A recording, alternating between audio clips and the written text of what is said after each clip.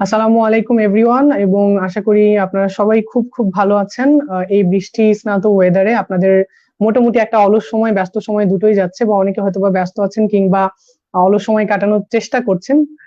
তো সবাইকে ধন্যবাদ এবং আমন্ত্রণ জানাই আজকের আমাদের লাইভ সেশনে। আর একটা জিনিস আপনাদেরকে একটু শুরুতেই বলে রাখতে চাই, আজকে আমাদের যে সেশনটি হচ্ছে সেই সেশনের পোস্টারটি শেয়ার করার পরে অনেকেই অনেক ধরনের প্রশ্ন করেছেন যে পরিবারকে আমরা কোনোভাবে ছোট যেন না করি।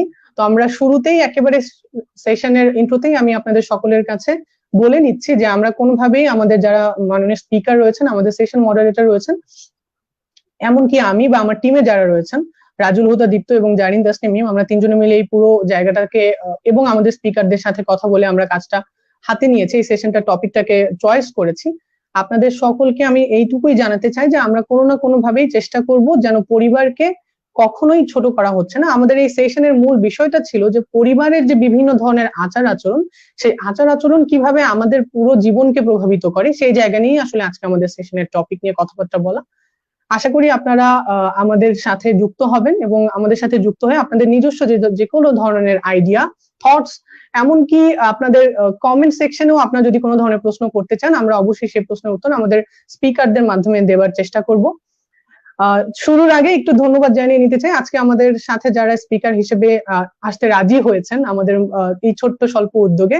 আর এই কারণেই আমরা আমাদের স্পিকারদেরকে ধন্যবাদ জানাই শুরুতে, এবং সর্বশেষেও ধন্যবাদ জানাবো। একই সাথে আজকে এই সেশনের যিনি ইনিশিয়েটর বা এই পুরো লাইভ সিরিজের যিনি ইনিশিয়েটর, নারীর প্রতি সহিংসতা প্রতিরোধ, এই প্রতিরোধ নিয়ে আমরা প্রথমত চিন্তা করেছিলাম, বাট কোনো ধরনের কথা শুরু করতে পারিনি, কাজ শুরু করতে পারিনি।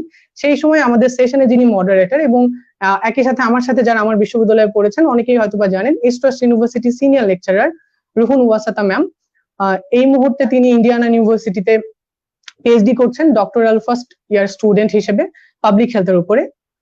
ম্যাম আমাদেরকে সবার আগে এই আইডিয়াটা দিয়েছিলেন এবং তিনি ইনিশিয়েট করতে আমাদেরকে সবার আগে এই আইডিয়াটা শেয়ার করে তিনি নিজে আমাদেরকে তার সমস্ত রকম ছাতার মতো গাইডে থেকে আমাদেরকে এই সেশনটি বা এই সিরিজটি করতে সাহায্য করছেন। তারই ধারাবাহিকতায় আমরা গত শনিবার প্রথম এপিসোডটি করেছিলাম এবং আজকে আমরা আমাদের সেকেন্ড এপিসোডটি শুরু করছি। আর বেশি সময় না নিয়ে আমরা সরাসরি চলে যাচ্ছি আজকে আমাদের সম্মানিত সেশন মডারেটর জনাব রুহুন ওয়াসাতা ম্যামের কাছে। আমরা রুহুন ওয়াসাতা ম্যামকে সংযুক্ত করার জন্য আহ্বান জানাচ্ছি। আসসালামু আলাইকুম ম্যাম। ওয়ালাইকুম আসসালাম। কেমন আছেন ম্যাম? এই তো ভালো আছি, থ্যাংক ইউ। তুমি দারুণ ইন্ট্রোডাকশন দিয়েছো, অসংখ্য ধন্যবাদ। সেই না না আসলে আপনাকে এইরকম একটা উদ্যোগ নেবার জন্য বা এরকম একটা উদ্যোগ নিয়ে এত ব্যস্ততার মধ্যে, বিকজ আমরা সবাই জানি যে আপনি পিএইচডি করছেন, পড়াশোনার চাপ অনেক বেশি, ব্যক্তিগত ঝামেলাও অনেক থাকে, তার মধ্যে থেকেও যে আপনি এমন একটা সিরিজের আইডিয়া নিয়ে সেটাকে আমাদেরকে গাইড করে একের পর এক কাজ করে যাচ্ছেন, সেটার জন্য আমরা যতটুকুই ধন্যবাদ বা কৃতজ্ঞতা জানাই না কেন সেটা খানিকটা হলেও ছোট হয়ে যাবে। আপনার প্রতি আসলেও আমাদের অনেক অনেক কৃতজ্ঞতা, এবং আমরা আশা করি যে আমরা পুরো সিরিজটা আপনার সাথে আপনার ছত্রছায়ায় থেকে এভাবে শেষ করব। আমিও আশা করছি যে পুরো সময়টাতে যেন আমরা একসাথে কাজ করতে পারি। আসলে তোমরা সাথে আছো বলে আমরা সবাই একসাথে কাজ করছি বলে এই এক একটা এপিসোড আমরা করতে পারছি। আর তুমি যে কথাটা বললে, প্রত্যেকেরই আসলে নিজেদের জায়গা থেকে কাজ করার অনেকখানি সুযোগ আছে, সেই নিজেদের জায়গা থেকে চেষ্টা করাটা হচ্ছে আমাদের প্রধান উদ্দেশ্য। অফকোর্স। সুতরাং ম্যাম আমরা যেহেতু মোটামুটি 4 মিনিট লাইভে চলে এসেছি, আমরা আর খুব বেশি দেরি করতে চাই না। আমি চাইবো যে একটুখানি যদি আমাদেরকে বলেন যে আজকে যে আমাদের টপিকটা চুজ করেছি সেই টপিক নিয়েও আমাকে অনেকে অনেক ধরনের প্রশ্ন করেছেন বা পেজের ইনবক্সে এসছে যে কেন আমরা পরিবারকেই তুলে নিয়ে আসলাম, ভায়োলেন্স এবং রেপকে ইনভার্টেড কমার মধ্যে রেখে, যে ভায়োলেন্স এবং রেপকে কোথাও না কোথাও ইন্ধন দিচ্ছে আমাদের পরিবার, সেই জায়গা থেকে আসলে কেন এই বিষয়টি সেটি নিয়ে যদি বলেন তাহলে খুব ভালো হয়। এবং বলে আজকে আমাদের সম্মানিত স্পিকার যারা রয়েছেন সেশনের, যারা এই পুরো বিষয়টির এবং বিভিন্ন ধরনের ডিসকোর্স গুলোকে ভেঙে ভেঙে ব্যাখ্যা করবেন, সেগুলো নিয়ে আমরা মূল আলোচনায় শুরু করব। Over to you ma'am. অবশ্যই। আসলে আমরা প্রথমে এই উপসংহার টানছি না যে পরিবার মাত্রই ভায়োলেন্স এগেইনস্ট উইমেন এবং রেপ কালচারকে ইন্ধন যোগাচ্ছে। আমরা আসলে জানার চেষ্টা করছি।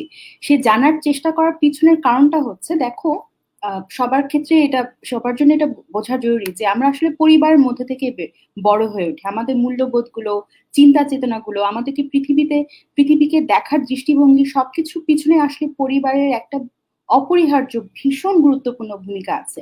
পরিবার যখন আমাদের দৃষ্টিভঙ্গি তৈরি করছে, তখন অবশ্যম্ভাবীভাবেই একটা প্রশ্ন চলে আসে যে তাহলে কি পরিবার আমাদেরকে পুরুষতান্ত্রিক হিসেবে গড়ে তুলতে পারে কিনা।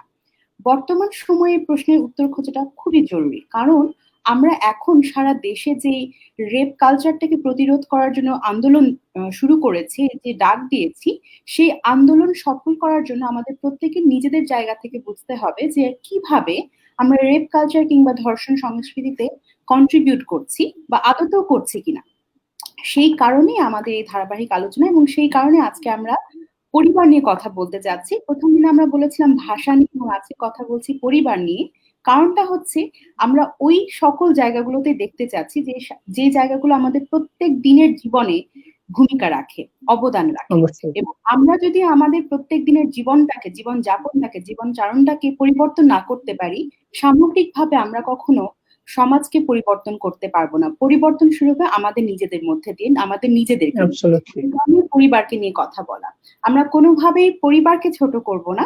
আমরা কখনো আমাদের পুরো ধারাবাহিক আলোচনাতে আমরা কোনো কাউকে, কোনো ব্যক্তি বিশেষকে, কোনো গ্রুপ বিশেষকে ছোট করে কথা বলবো না। আমরা আসলে জানতে চাচ্ছি যে স্ট্রাকচারটা, সোশ্যাল স্ট্রাকচারটা কিভাবে এখানে অবদান রাখছে কিংবা রাখছে। সেখান থেকে আস্তে আস্তে দ্বিতীয় পর্ব, যে ধর্ষণ সংস্কৃতি এবং নারী নির্যাতনের ক্ষেত্রে পরিবারের কোনো প্রভাব আছে কিনা। এবং এই বলে আমি আর দেরি না করে আজকে আমাদের যে দুইজন বিশিষ্ট আলোচক আছেন, সম্মানীয় আলোচক, তাদেরকে আমন্ত্রণ জানাচ্ছি। আজকে আমাদের সাথে দুইজন আলোচক আছেন।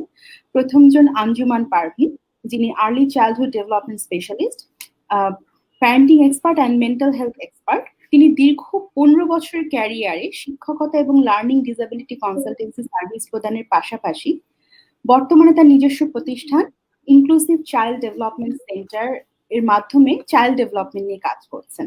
2019 সালে এসএস ইন্টারন্যাশনালের থেকে উনি কমিউনিটি চ্যাম্পিয়ন অ্যাওয়ার্ডেও ভূষিত হয়েছেন। আপুকে স্বাগতম জানাচ্ছি। আমাদের আজকে অপর অতিথি হচ্ছেন ওয়ার্দা আশরাফ। উনি ডেভেলপমেন্ট প্র্যাকটিশনার, বর্তমানে সেভ দ্য চিলড্রেনে আছেন এবং এর আগে ইউএসআইডি এবং এশিয়া ফাউন্ডেশনের সাথে কাজ করেছেন। ডেভেলপমেন্ট প্র্যাকটিশনার এবং কালচারাল অ্যাক্টিভিস্ট হিসেবে উনি ভীষণ পরিচিত একজন মুখ। ওয়ার্দা আশরাফ গত 10 বছরের ডেভেলপমেন্ট ক্যারিয়ার এবং তার ব্যক্তিগত জীবনে তার কাজের মাধ্যমে, লেখনের মাধ্যমে, গানের মাধ্যমে, মহিলা লেখিকাদের নিয়ে অনলাইন প্রোগ্রামের মাধ্যমে নারীর সমান অধিকার প্রতিষ্ঠার ক্ষেত্রে একজন বলিষ্ঠ কণ্ঠস্বর। আপনাদেরকে অসংখ্য ধন্যবাদ আমাদের সাথে যোগদান করার জন্য। অ্যাবসলিউটলি। আসসালামু আলাইকুম এবং আপনাদের প্রত্যেককে ধন্যবাদ। ওয়ালাইকুম আসসালাম।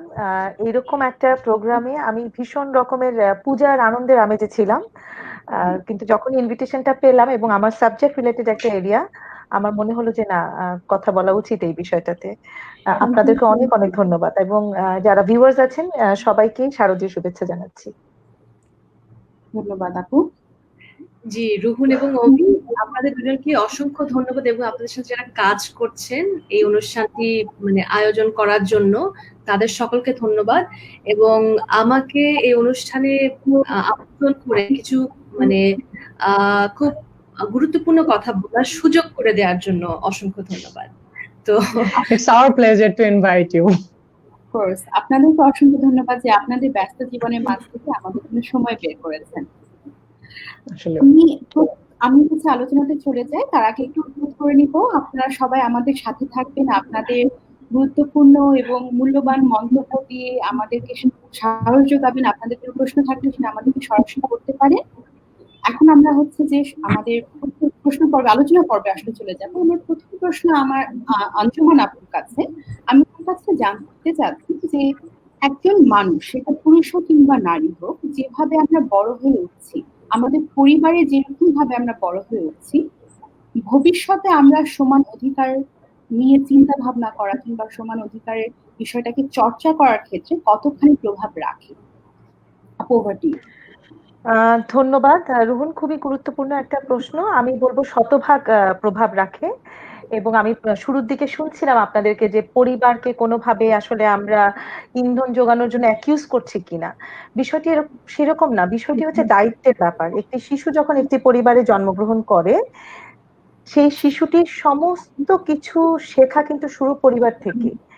এবং অনেক সময় আমরা মনে করি ছোট শিশু, ও কিছু বোঝে না, ও হয়তোবা শুয়ে বসে আছে, কিন্তু ইন্টারেস্টিংলি 6 মাস বয়সের মধ্যেই কিন্তু শিশু অনেক মেসেজ তার বাবা মায়ের কাছ থেকে রিসিভ করে, এবং সেইভাবেই কিন্তু তার চিন্তা ভাবনার যে একটা প্রোগ্রামিং, যদি আমি বলতে চাই, সেটার একটা ফাউন্ডেশন তৈরি হয়ে যায়। এবং তার মানে আমরা 6 মাসের একটি শিশুকে কি দেখি, যে সে বসতে শেখে, বা বেশিরভাগ আরেকটু হলে সে হামাগুড়ি দিবে হয়তোবা। তো সেই বয়সেও কিন্তু শিশু তার বাবা মাকে অবজার্ভ করছে, এবং তার প্রাথমিক পরিবারের যে সদস্যরা আছে তাদের কাছ থেকে কিন্তু সে তার চিন্তাধারার একটা স্ট্রাকচার তার তৈরি হয়ে যায়।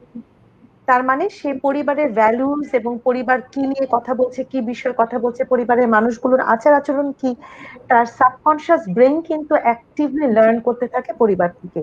তাহলে সেই ক্ষেত্রে আমরা কোনোভাবেই বলতে পারি না যে পরিবারের দায়িত্ব কোনো অংশে কম আছে। পরিবারেরই পুরোটা দায়িত্ব, এবং পরিবারের ক্ষেত্রেও আমি বলবো যে পরিবারের প্রত্যেকটি সদস্যের এখানে ভূমিকা আছে, শুধুমাত্র বাবা মা নয়। এখানে যেই মেহমানটি পরিবারে আসছেন ঘন ঘন, বা ঠিক দরজা খুললেই যে প্রতিবেশীর সঙ্গে দেখা হচ্ছে, সেই প্রতিবেশীরও কিন্তু একটা ভূমিকা আছে। অবশ্যই, অবশ্যই। এই যে এই অ্যাক্টিভ লার্নিং এর যে বিষয়টা, আমরা আসলে ছোটবেলা থেকে কোন কোন জায়গা থেকে এই অ্যাক্টিভলি লার্ন করি, আমরা কি আচরণ করছি বর্তমানে বা ভবিষ্যতে কিরকম আচরণ করব, সেটা কোন কোন বিষয়ের মাধ্যমে আমরা শিখি? সেটার পুরো ফাউন্ডেশনটাই কিন্তু আমার আর্লি চাইল্ডহুডে ডেভেলপ করে। আমার বাবা মা কি করছে, আমার বাবা মায়ের সাথে আমার অ্যাটাচমেন্ট কিরকম, আমার বাবা মা আমার সাথে কি আচরণ করছে, আমার বাবা আমার মায়ের সঙ্গে এবং আমার মা আমার বাবার সঙ্গে কি আচরণ করছে, বা আমার যদি একটি সিবলিং থাকে সেই সিবলিং এর সাথে কিভাবে কি আচরণ করছে, বা পরিবারের অন্যান্য সদস্যরা কি কি আচরণ করছে, এই পুরো জিনিসটাই কিন্তু একজন শিশু তার পরিবারের সবার ইন্টারাকশন দেখে দেখে শেখে। সবকিছু যে শিশুকে ডিরেক্টলি বলে দিতে হচ্ছে, শেখাতে হচ্ছে, তা কিন্তু নয়। একটি শিশু যখন দেখছে তার বড় কোনো ভাই বোন থাকলে তাকে কোনো একটা ভ্যালুস শেখানো হচ্ছে, বা তাকে কোনো একটা স্পেসিফিক আচরণ শেখানো হচ্ছে, সেই আচরণটি কিন্তু সে নিজেও শিখলো সেখানে বসে।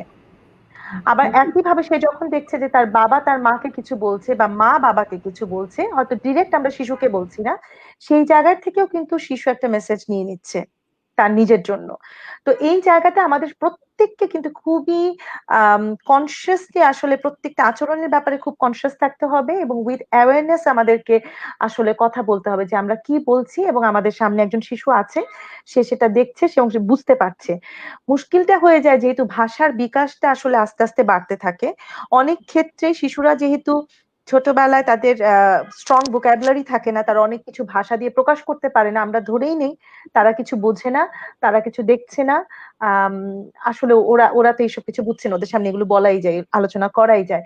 বা আমরা টেলিভিশনে মিডিয়া এক্সপোজার একটা বড় ব্যাপার, এখানে আমরা মিডিয়াতে অনেক কিছু দেখছি, হয়তো বা অন্য পরিবারের অন্য কোনো সদস্য হয়তো বা কোনো একটা প্রোগ্রাম দেখছে, বা কোনো একটা কিছু দেখলো যেটাতে একটা ভায়োলেন্স, শিশু এক্সপোজড হয়ে গেল, কিন্তু আমরা সেটা খেয়াল করলাম না, আমি মনে করলাম যে ও তো এখানে বসে খেলছিল, ও এটা দেখেনি। বাট ও ও কিন্তু বিষয়টা দেখে, এবং তার নিজের প্রসেসিং কিন্তু ইন্টারনাল প্রসেসিং তার চলতে থাকে। খুবই গুরুত্বপূর্ণ কিছু পয়েন্ট আমাদের এখানে উঠে আসলো, যে মিডিয়া এক্সপোজারের কথা, আমরা কিভাবে একজন শিশুর সামনে পরিবারে কোন ভাষাতে কথা বলছি, এই বিষয়গুলোর সাথে আমি জানতে চাবো, আমি ওয়ার্তাপুর কাছে যেতে চাচ্ছি, যে একটা শিশুর প্রতি কিরকম আচরণ করা হচ্ছে সেটার সাথে কিন্তু চাইল্ড অ্যাবিউজও রিলেটেড। এই child abuse irrespective of gender কিভাবে আমাদেরকে আমাদের বড় হওয়ার পিছনে কিরকম ভূমিকা রাখে বলে আপনার মনে হয়? রাইট, চাইল্ড অ্যাবিউজ, আমি কিন্তু একটা মানে চাইল্ড রাইটস অর্গানাইজেশনে কাজ করি, সেই জায়গা থেকে আমি বলতে পারি যে প্রথমত চাইল্ড অ্যাবিউজ আমরা যখন বলছি এখানে দুই রকমের বিষয় আসতে পারে। এক হচ্ছে যে ফিজিক্যাল অ্যাবিউজ, সেটা তো খুবই ক্লিয়ারলি এক ধরনের অ্যাবিউজ, বাট ভার্বাল অ্যাবিউজও কিন্তু ইজ দেয়ার। হ্যাঁ, শুধু ফিজিক্যাল না, আমি যদি যখন একজন শিশু হয়তো বা কিছু করছে যেটা প্যারেন্টস মনে করছে এটা করা তার করা উচিত নয়, তখন আমরা আমাদের কালচার অনুযায়ী ধরেন যে গত 10, 15, 20 বছর আগে কিন্তু শিশুকে শাসন করার জন্য একটু মারাপিটা করা ইট ওয়াজ ওকে, কালচারালি একসেপ্টেড, হ্যাঁ, বাড়িতে এবং স্কুলে। আর সেই জায়গাতে তো বকা দেওয়াটা তো খুবই স্বাভাবিক, খুবই নর্মাল। তো এখানে যেটা হয় যে একটা শিশুকে ছোটবেলা সে যখন কিছু করে যেটা হয়তো প্যারেন্টস এর পছন্দ হয়নি, ভুল ঠিক বলছি না, হ্যাঁ, প্যারেন্টস পছন্দ করছে না, মনে করছে যে এটা তার যে স্ট্যান্ডার্ড, সামাজিক যে স্ট্যান্ডার্ড সেই জায়গাগুলোতে মানে মিলছে না, শিশু এটা করা উচিত না, তাকে ডিসিপ্লিন করার জন্য তাকে হয়তো বা বকা দেওয়া হচ্ছে বা মারা হচ্ছে। এটা করলে যেটা হয় যে শিশু তখন বুঝে যায় যে এটা একটা স্বাভাবিক আচরণ, হ্যাঁ, মারা বা বলা, কথা বলা এটা একটা স্বাভাবিক আচরণ, এবং সেটা কিন্তু সে তার প্যারেন্টসের থেকে শিখছে। পরবর্তীতে সে কারেক্ট করতে যাবে তখন সেও কিন্তু ভাববে যে মারা বা জোরে কথা বলা এটা একটা নর্মাল বিহেভিয়ার। তো সেক্ষেত্রে আসলে আমরা মানে প্রতিনিয়তই চেষ্টা করে যাচ্ছি মানে অ্যাডভোকেসি অ্যান্ড ক্যাম্পেইনের থ্রুতে, যে এখন তো যে কোনো ধরেন যে শিক্ষা প্রতিষ্ঠানে শিশুকে কি বলবো ফিজিক্যাল বা হিউমিলিয়েটিং পানিশমেন্ট একেবারে নিশ্চিত এবং এটা শাস্তিযোগ্য অপরাধ, এবং বাড়িতেও বলা হচ্ছে যে পজিটিভ প্যারেন্টিংটাকে প্র্যাকটিস করার জন্য। তো এখানে যেটা হয়, আমি যদি আরেকটু ডিপে যাই, মানে যেহেতু আমরা মানে কি বলবো ভায়োলেন্স এগেইনস্ট উইমেন বা নারী বিশেষ আমরা ভায়োলেন্সের কথা বলছি, সেই জায়গাতে যদি আসি যে অ্যাবিউসের জায়গাতেও আমরা দেখা যায় যে হয়তোবা ভাই বোনের কথা একটু প্রসঙ্গে একটু আসতে চাই আমি এখানে, যে দেখা গেল যে বাড়িতে দুটো শিশু আছে, ভাই এবং বোন, আমরা আমাদের সমাজে দেখে থাকি হয়তোবা যে মেবি একটা খাবার নিয়ে কাড়াকাড়ি লেগেছে, হ্যাঁ, ভাই খাবে, ভাই চাচ্ছে বোনও চাচ্ছে, দুজন মিলে কাড়াকাড়ি লেগেছে। তো দেখা যায় যে প্যারেন্টস মানে বোনটাকে বলে যে ঠিক আছে তোমার ভাই তো চাচ্ছে, দিয়ে দাও না, কি হবে, তোমার ভাইয়াই তো। তো এটা খুব কমন যে ভাইটাকে এরকম বলা হয়, কিন্তু মানে ভাইটাকে এমন বলা হয় না যে তোমার বোন তুমি ভাগ করে খাও, বোনটাকে বলা হয় না যে তোমার ভাই তুমি ভাগ করে খাও। সাধারণত আমরা দেখে থাকি যে এই প্র্যাকটিসটা করা হয় যেহেতু ভাই দেখা যায় যে একটু বেশি তুষ্ট থাকে, একটু বেশি তার মানে ইয়েটা থাকে। তো ছোটবেলা থেকে এ ধরনের কিছু আচরণ যখন আমরা করি, যদিও আমরা ভায়োলেন্সটাকে মানে নারী শিশু মানে ইয়ে করতে চাচ্ছি, কিন্তু এই বিহেভিয়ার গুলো কিন্তু আমরা দেখে থাকি, হয়ে থাকে। যখন একটা মেয়ে শিশু হয়তোবা কিছু করলো, মানে অসময় কিছু করলো, হ্যাঁ, হয়তোবা বাইরে গেল, বন্ধুবান্ধবের সাথে বের হবে, আমরা তাকে যেভাবে করে রেস্ট্রিক্ট করি, একটা ছেলে শিশুকে হয়তোবা ওই রেস্ট্রিকশনটা ওভাবে করে আসে না, হ্যাঁ। তো এই বিষয়গুলো আমরা ছোটবেলা থেকে কিন্তু শিখে আসি যে মেয়েদের বেলায় কিছু রেস্ট্রিকশন খুব ন্যাচারালি আমরা দেখি যে চলে আসে পরিবার থেকে, ছেলেদের বেলায় এই জিনিসগুলো আসে না। তো এই জিনিসটা অবশ্যই শিশুদের সাইকোলজিতে প্লে আউট করে, এবং মানে এটা আঞ্জুমান পারভিন আপা আরো ভালো বলতে পারবেন যে কি করে পরবর্তীতে অ্যাজ অ্যান অ্যাডাল্ট বিভিন্ন ভায়োলেন্সের ইস্যুতে এটা কন্ট্রিবিউট করে। একদম একদম অ্যাবসলিউটলি। ওয়ার্দা আপু যেটা বললেন ম্যাম, আমি একটু রুহুন ম্যামের কাছে যাব ওয়ার্দা আপুর কোডটা নিয়ে, যে একজন অ্যাডাল্ট মানে এই বাচ্চাটা একটা সময় এই প্র্যাকটিসের পরে অ্যাডাল্ট হয় এবং তারপর সে ওইটাকে কোথাও না কোথাও রিফ্লেক্ট করে তার বিহেভিয়ারাল প্যাটার্নের মাধ্যমে ইন দি সোসাইটি। রুহুন ম্যাম যেহেতু ইউনিভার্সিটি স্টুডেন্ট, আমরা আপনার কাছে পড়াশোনা করি বা পড়াশোনা করতে আসি সেটা হচ্ছে মোটামুটি উই আর আফটার 18, তাই তো? তো আমার আপনার কাছে যে প্রশ্ন, আপনি হচ্ছেন সোশ্যাল রিলেশনস ডিপার্টমেন্টের ফ্যাকাল্টি, আপনি কি আসলে ম্যাম আমাদের এই ধরনের আচরণগুলোকে কোথাও পান, বা যদি পান সেটাকে আসলে আপনি কিভাবে কোরিলেট করেন? আই মিন আমরা তো ছেলে মেয়ে ইররেসপেক্টিভ অফ জেন্ডার একই সাথে একই ক্লাসে পড়ালেখা করি, বাট যখন এই বিষয়গুলোই আপনি পড়ালেখার একটা পার্ট হিসেবে আমাদেরকে ক্লাসে পড়ান, তখন আসলে জেন্ডার ওয়াইজ যে ধরনের আউটপুট গুলো আসে, সোজা কথায় আমরা আপনার এরকম অনেক ইন্টারঅ্যাক্টিভ ক্লাস করেছে যেখানে হয়তোবা আমাদের মধ্যেই জেন্ডার ওয়াইজ একটা ঝগড়া লেগে গেছে খুবই সিলি অনেক বিষয়ে, কারণ উই ডিফার, এবং একই সাথে কালচারালি ওয়ার্দাপু যেটা বললেন ওই প্র্যাকটিসের ভেতর থেকে আমরা এসেছি। তো আমরা কোথাও না কোথাও মতের একটা ডিফারেন্স তো তৈরি হচ্ছেই। সেই জায়গায় আপনি এই জায়গাটাকে কিভাবে দেখেন, বা স্টুডেন্টদের মধ্যে এটা হওয়ার প্রবণতা কি আসলে অনেক বেশি কিনা? খুবই চমৎকার প্রশ্ন করেছো, ধন্যবাদ অভি। বিষয়টা হচ্ছে প্রবণতা যে অনেক তীব্র তা বলবো না, কারণ সত্যি কথা বলতে সমাজের পরিবর্তন কিন্তু কিছু না কিছু হলেও আসছে। একদম লার্জ স্কেলে 100% চলে এসেছে তা না, তারপরেও আমাদের মধ্যে আমাদের আচরণগত পরিবর্তন কিছুটা এসেছে, সেটা ক্লাসে রিফ্লেক্টেড হয়। তুমি যে পয়েন্টগুলো তুলে ধরলে তার মধ্যে কিছু জিনিস আমি বলতে পারি। উদাহরণস্বরূপ, যে আমি অনেক ক্ষেত্রে দেখেছি ক্লাসে যখন আমরা প্ল্যাটফর্ম দিই ছেলে মেয়েদের কাছে, অনেকেই থাকে, অনেক ছেলেরা কিছু ক্ষেত্রে থাকেন, আমি জেনারেলাইজ করছি না, 2-4 জন এরকম সংখ্যা আছে যারা তাদের মেয়ে সহপাঠী কথা বলতে থাকলে তার মধ্যে কাট অফ করে নিজেদের বক্তব্যটা দিতে থাকে। এবং আমি একজনকে এরকমও দেখেছি যে সরাসরি ক্লাসে বলেছে যে তুমি এটা কি জানবে, তুমি কতখানি পৃথিবী দেখেছো। তখন আমাদের এক্স্যাক্টলি। জায়গায় করতে হয় ক্লাসে ওই শিক্ষকতার জায়গা থেকে যেটা করতে হয় এটা বুঝিয়ে বলা, তার সাথে রাগ না করা, তাকে বুঝিয়ে বলা যে তার কথাটাতে কি ধরনের ইম্প্যাক্ট তৈরি হতে পারে, তার কথাটা কেন এই পরিপ্রেক্ষিতে সঠিক না, কেন আরেকজনকে কথা বলার সুযোগ দেওয়াটা প্রয়োজন। আরেকটা কথা বলবো, এই যে আমাদের আমরা কিভাবে বড় হয়ে সেটার চিন্তা ভাবনাতে আমাদের কি ধরনের ইম্প্যাক্ট ফেলে। আমি গত বছর আমার এক কলিগের সাথে একটা রিসার্চ করেছি ভায়োলেন্স এগেইনস্ট উইমেন নিয়ে, আমাদের ইস্টার্ন ইউনিভার্সিটির ছাত্রছাত্রীদের মধ্যে, যেখানকার মূল জায়গাটা ছিল যে তারা ভায়োলেন্স এগেইনস্ট উইমেনের ক্ষেত্রে যে ধরনের সার্ভিসেস প্রদান করা হয়, মাননীয় সরকার যে ধরনের সার্ভিসেস প্রদান করছে কতখানি জানে, এটার সাথে রিলেভেন্ট কোয়েশ্চেন অনেক কিছু ছিল। তার মধ্যে একটা কোয়েশ্চেন ছিল অবশ্যই রেপ সংক্রান্ত। দুঃখের বিষয় হচ্ছে যে আমার সংখ্যাটা সঠিক মনে হচ্ছে 16%, 16% মেয়েরাও, আমাদের রেসপন্ডারদের 16% মেয়েরাও বলেছে তারা মনে করে যে রেপ হওয়া সঠিক যদি সেই মেয়েটা সন্ধ্যার পরে বাইরে যায়, যদি সেই মেয়েটা একটা নির্দিষ্ট প্রপার ডেকোরাম মেনটেন না করে ড্রেস আপ করে।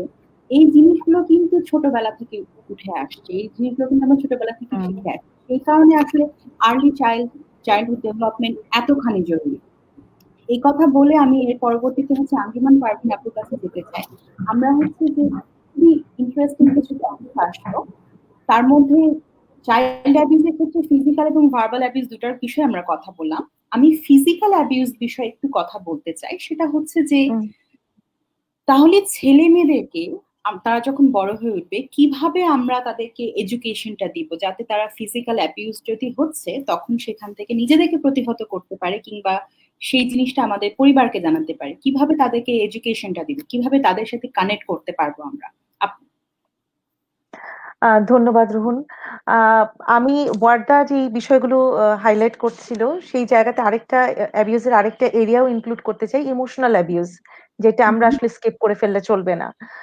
ফিজিক্যাল অ্যাবিউজও চোখে দেখা যায়, ভার্বাল অ্যাবিউজও কিন্তু ভিজিবল, কিন্তু ইমোশনাল অ্যাবিউজটা চোখে দেখা যায় না, এবং অনেক ক্ষেত্রেই আমরা বড়রাও কিন্তু কনফিউজড হয়ে যায় যে কোনটা ইমোশনাল অ্যাবিউজের মধ্যে পড়ে এবং কোনটা পড়ে না। তো ছোট একটি শিশুর পক্ষে তো সেটা বোঝা খুবই অসম্ভব একটা ব্যাপার, আমরা ধরেই নিতে পারি। এবং যে কোনো অ্যাবিউজ বা জেন্ডার ডিসক্রিমিনেশনের যে এক্সাম্পল গুলো ওয়ার্দা দিচ্ছিল, যে শুধুমাত্র খাবার নিয়ে না, খাবার নিয়ে হয়তোবা দেখা যায় যে পরিবারটিতে খাবারের সংকট রয়েছে সেই পরিবারে একটা আরবান একটা সোশিও হায়ার লেভেলের সোশিও ইকোনমিক স্টেটাস যাদের আছে তাদের ক্ষেত্রেও কিন্তু দেখা যায় যে, এবং এডুকেটেড ফ্যামিলিতেও এরকম বলতে দেখা গেছে যে মেয়ে সন্তানটি আসলে একটা সার্টেন এজের পরে সে বাইরে বড় মাঠে খেলতে যেতে পারবে না, বা তার কোনো ছেলে বন্ধু থাকতে পারবে না, কিন্তু ছেলে বাচ্চাটি বা ছেলে সন্তানটির মেয়ে বন্ধু থাকতে পারবে। এই বিষয়গুলো কিন্তু তারা দেখেই বড় হচ্ছে। বা অনেক সফিস্টিকেটেড ম্যানারে হয়তো বা ভাইকে বলা হচ্ছে বোনকে দিয়ে আসতে হবে বা বোনকে নিয়ে আসতে হবে, বা বাবা হয়তো বা ছেলে সন্তানটির সাথে কোথাও যাচ্ছেন না কিন্তু মেয়ে সন্তানটির সাথে বাবা যাচ্ছেন, বা শুধু ড্রাইভারের সাথে কোথাও ছাড়ছেন না, বা এই মেসেজটা কিন্তু জন্মের পর থেকেই আমাদের মাথায় একদম স্ট্রংলি দিয়ে দেওয়া হচ্ছে যে আমি, this world is not safe for me and I am not safe in this world, right? আমাকে প্রোটেক্ট করবার জন্য always I need a man around me.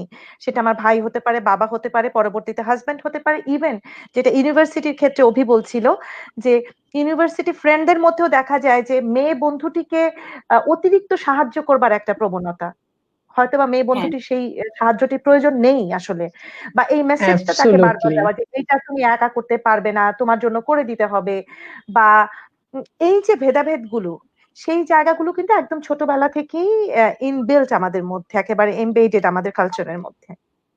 তো True.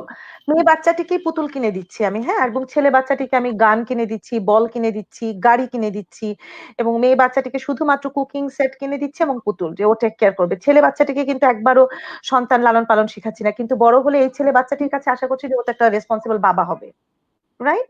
আবার একই সাথে তার কাছে আশা করছি বড় হয়ে ও হচ্ছে ওয়াইফকে হেল্প করবে 50-50। আর মেয়ে বাচ্চাটিকে শুধু রান্না বান্না শিখাচ্ছি, সব ঘরের কাজ, বাচ্চাদেরকে টেক কেয়ার করা, এটাও করতে বলছি। আবার এট দ্য সেম টাইম কিছুদিন পরে এই কন্ট্রাডিক্টরি একটা মেসেজ দিচ্ছি যে না, মেয়েকেও আর্ন করতে হবে, পরিবারে কন্ট্রিবিউট করতে হবে। হুম। হ্যাঁ। তো সেই মেয়েটা যদি আসলে ওয়ার্কিং গার্ল বা ওয়ার্কিং ওমেন থেকে থাকে বিয়ের আগে, এবং বিয়ের পরে কিন্তু তার কাছে এক্সপেক্ট করা হয় সেই সংসারে 50% কন্ট্রিবিউট করবে ফিনান্সিয়ালি। তো এই সিনারিও গুলো কিন্তু আমাদের কাছে চলে আসছে। তো অ্যাবিউজের আসলে অনেক রকমের ধরন। চাইল্ড অ্যাবিউজে আমি বলবো ইমোশনাল ইম্প্যাক্ট, ফিজিক্যালি যেটা, তো এটা তো একেবারে ট্রমা রয়েই যাচ্ছে। ভার্বাল অ্যাবিউজ এবং ইমোশনাল অ্যাবিউজ, যে আমি যে অ্যাটেনশনটা আমার বাবা মার কাছে ডিমান্ড করি, যে অ্যাটাচমেন্টটা আমি ডিমান্ড করি আমার বয়স অনুযায়ী, আমি সেটা পেলাম না। আমি যখন আমার মাকে চাচ্ছি বা বাবাকে চাচ্ছি আমার পাশে, তারা তখন আমার পাশে থাকলেন না। কিন্তু তাদের নিড অনুযায়ী তারা, যখন আমি আবার একা একা খেলছি, আমি হয়তো আমার ব্রেইন কোনো একটা ক্রিয়েটিভ থিঙ্কিং এ এনগেজ আছে, তখন এসে আমার বাবা মামাকে জোর করে কোলে নিচ্ছে, আদর করছে, বা আমি হয়তোবা তখন চাচ্ছি না, আমি হয়তোবা একাই খেলতে চাচ্ছি, একাই চিন্তা করতে চাচ্ছি। সেই বিষয়টিও কিন্তু একটা ইমোশনাল অ্যাবিউজের মধ্যেই পড়ে। আমি একটা ছবি এঁকে নিয়ে গেলাম আমার মায়ের কাছে, এবং আমি চাইলাম যে আমার মা সেই ছবিটা দেখে আমাকে অ্যাপ্রিসিয়েট করুক। আমার মা সেই অ্যাপ্রিসিয়েশনটা আমাকে দিলেন না, বা আমার বাবা সেই অ্যাপ্রিসিয়েশনটা আমাকে দিলেন না।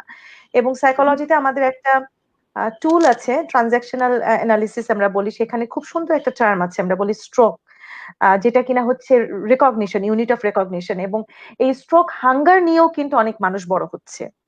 আমরা যদি বলি রেপ এবং ভায়োলেন্স, এগুলোর সাথে কিন্তু এই আমাদের ছোটবেলার এই সাইকোলজিক্যাল এই প্রোগ্রামিং গুলো অনেক স্ট্রংলি কানেক্টেড। তো যেই মানুষটি নিজে স্ট্রোক হাঙ্গার নিয়ে বড় হচ্ছে, যার মধ্যে স্ট্রোক ইকোনমি বলি আমরা, স্ট্রোক ইকোনমি প্যাটার্ন, মানে সে নিজে প্রশংসা পায়নি, সে কাউকে প্রশংসা করতে পারবে না, বা অতিরিক্ত প্রশংসা করবে, বা তাকে কেউ প্রশংসা করলে সে সেটা রিজেক্ট করবে, বা প্রশংসা না হয় সেটা এমনও হতে পারে নেগেটিভ কোনো কমেন্ট হলো, তো সেই নেগেটিভ কমেন্টটা রিজেক্ট করবার মতো ক্যাপাসিটি হয়তো বা তার তৈরি হবে না। এবং ইন্টারেস্টিং ব্যাপার হচ্ছে যে নিজে নিজেকে প্রশংসা করা বা নিজে নিজেকে রেকগনাইজ করবার ক্ষমতাও কিন্তু হারিয়ে ফেলে মানুষ।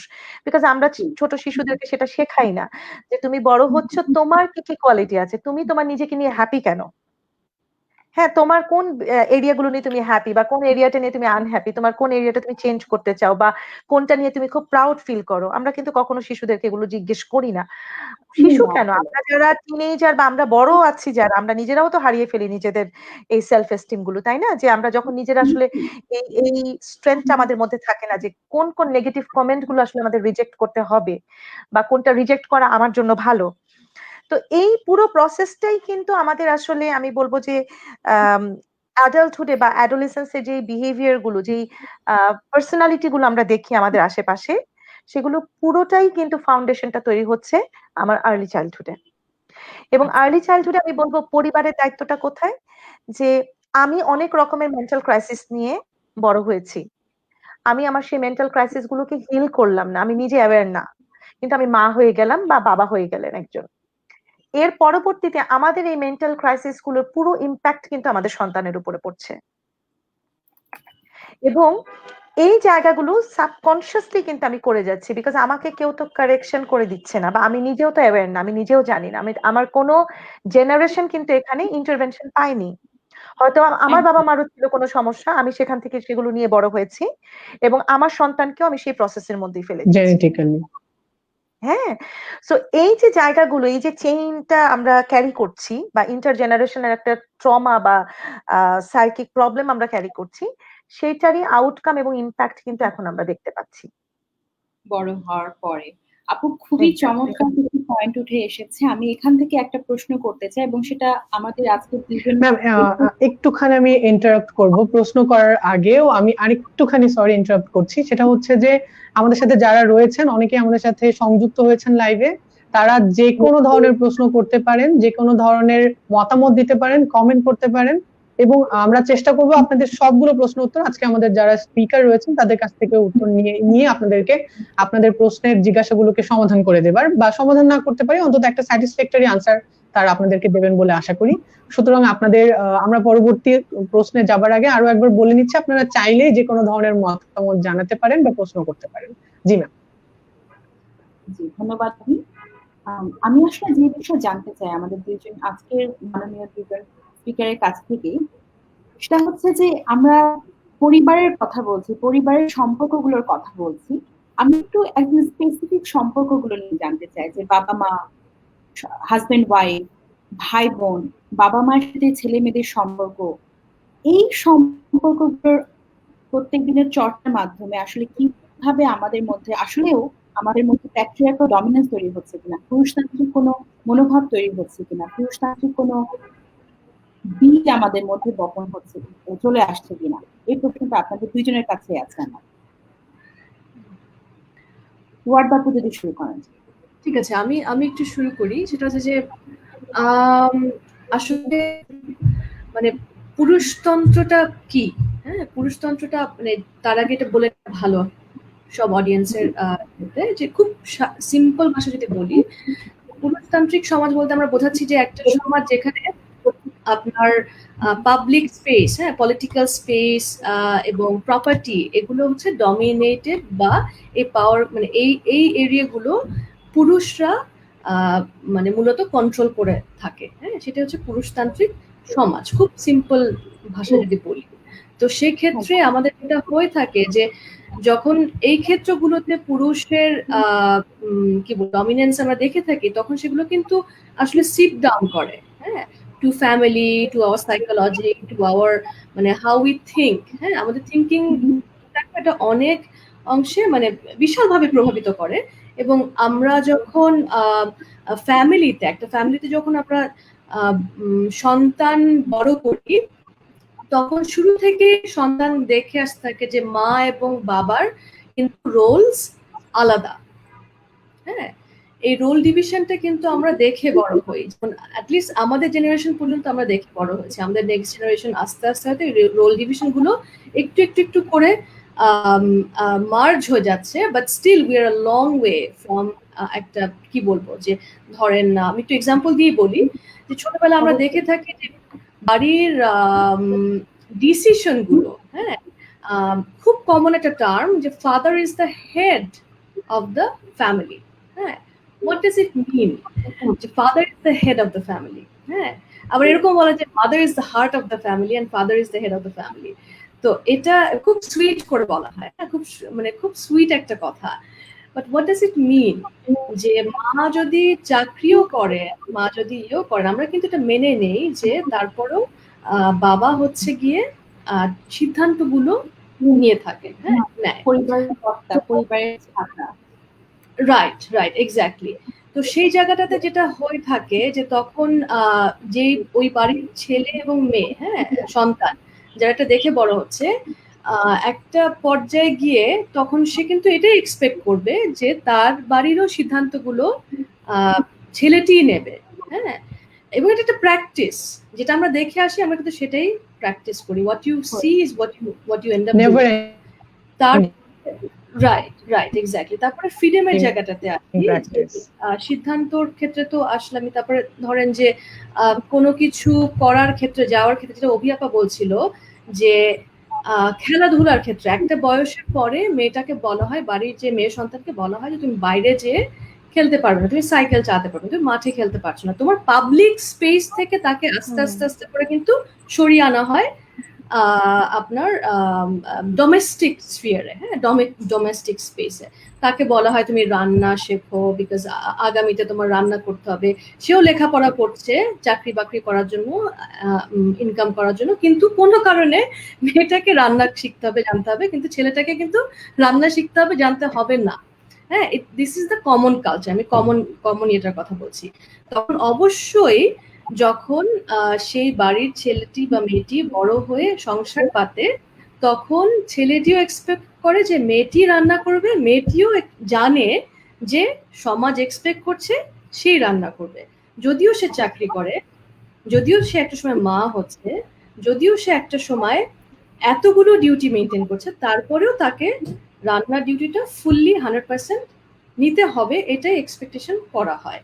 তো দিস আর থিংস যেখানে কিন্তু একটা অসম বন্টন, হ্যাঁ দেখতেই পাচ্ছেন একটা খুবই ক্লিয়ার অসম মানে বন্টন কাজের এবং রেসপন্সিবিলিটির।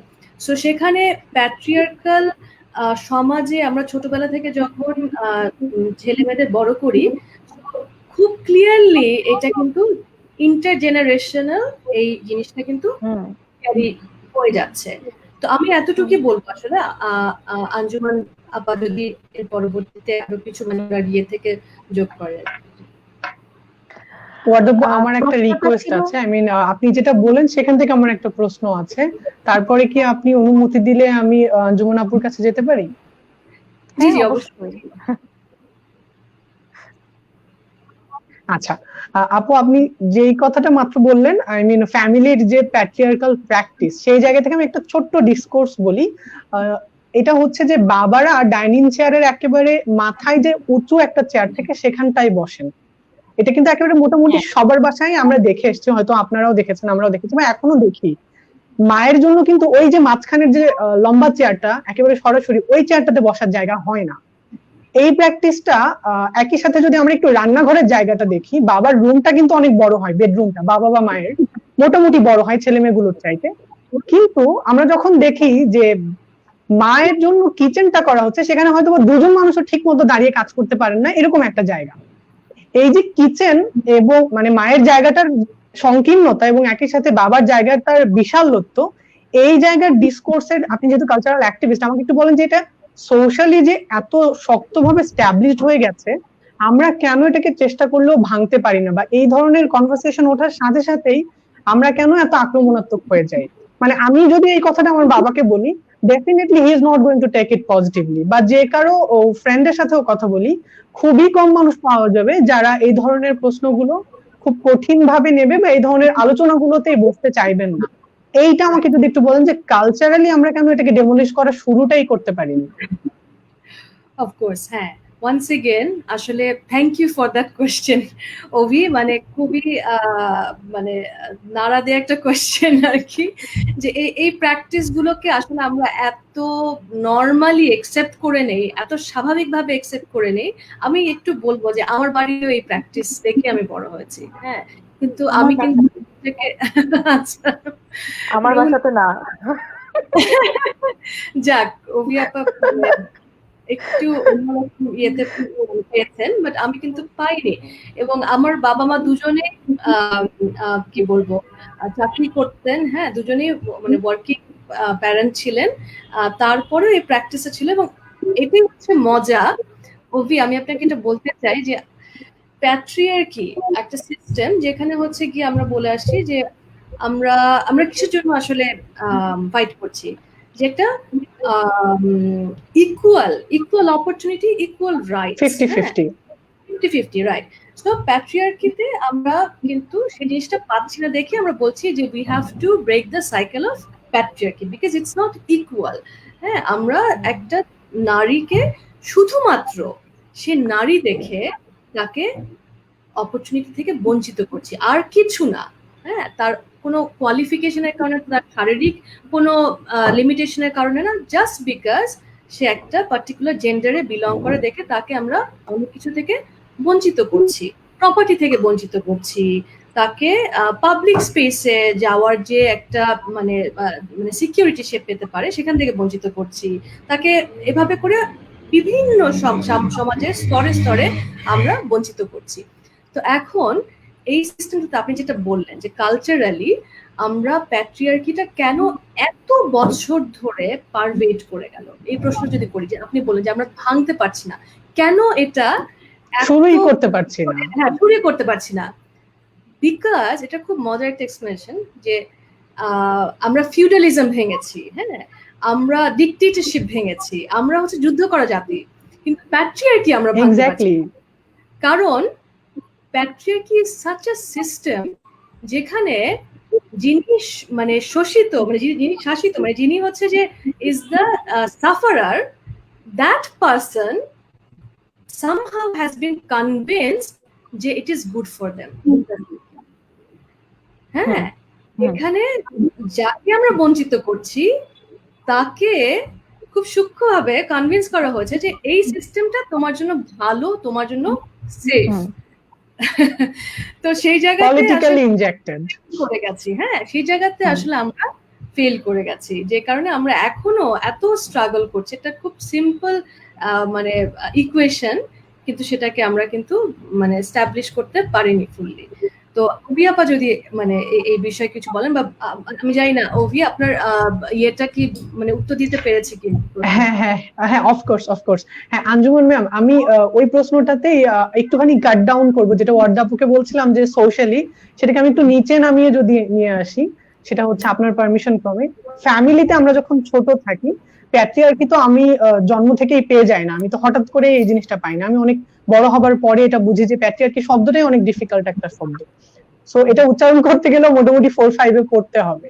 তো আমার কথা হচ্ছে যে আমরা যদি ছোটবেলাতেই এই জিনিসটা দেখতে দেখতে তো আমরা একটা সিস্টেমের টানেলের ভেতরে চলে এসেছি, রাইট? তো এই টানেল থেকে আমাদেরকে বের করার কেউ নেই, নাকি আমরা বের হতে চাই না বলে বের হতে পারছি না? বিষয়টা কি কেউ টানেল থেকে বের হতে চাই না, নাকি টানেল থেকে আমাদেরকে আসলে কেউ বের করছে না? কারোর কি আসলে আদৌ বের করার দায়িত্ব রয়ে গেছে কিনা, আর নাকি আমরা আসলে চাইলেও বের হচ্ছি না? এটা হচ্ছে আমার প্রশ্ন। ধন্যবাদ অভি, খুব সুন্দর একটা প্রশ্ন করেছো। ওয়ার্দা যে কথাটা দিয়ে শেষ করলো, আমি সেখান থেকে শুরু করি। যে কারণে আমি বলছিলাম যে আমার পরিবারে আমি আসলে ভিন্ন চেহারা দেখে বড় হয়েছি। আমার পরিবারে আমার মাই ডিসিশন মেকার ছিলেন, যিনি এখনো ডিসিশন মেকার।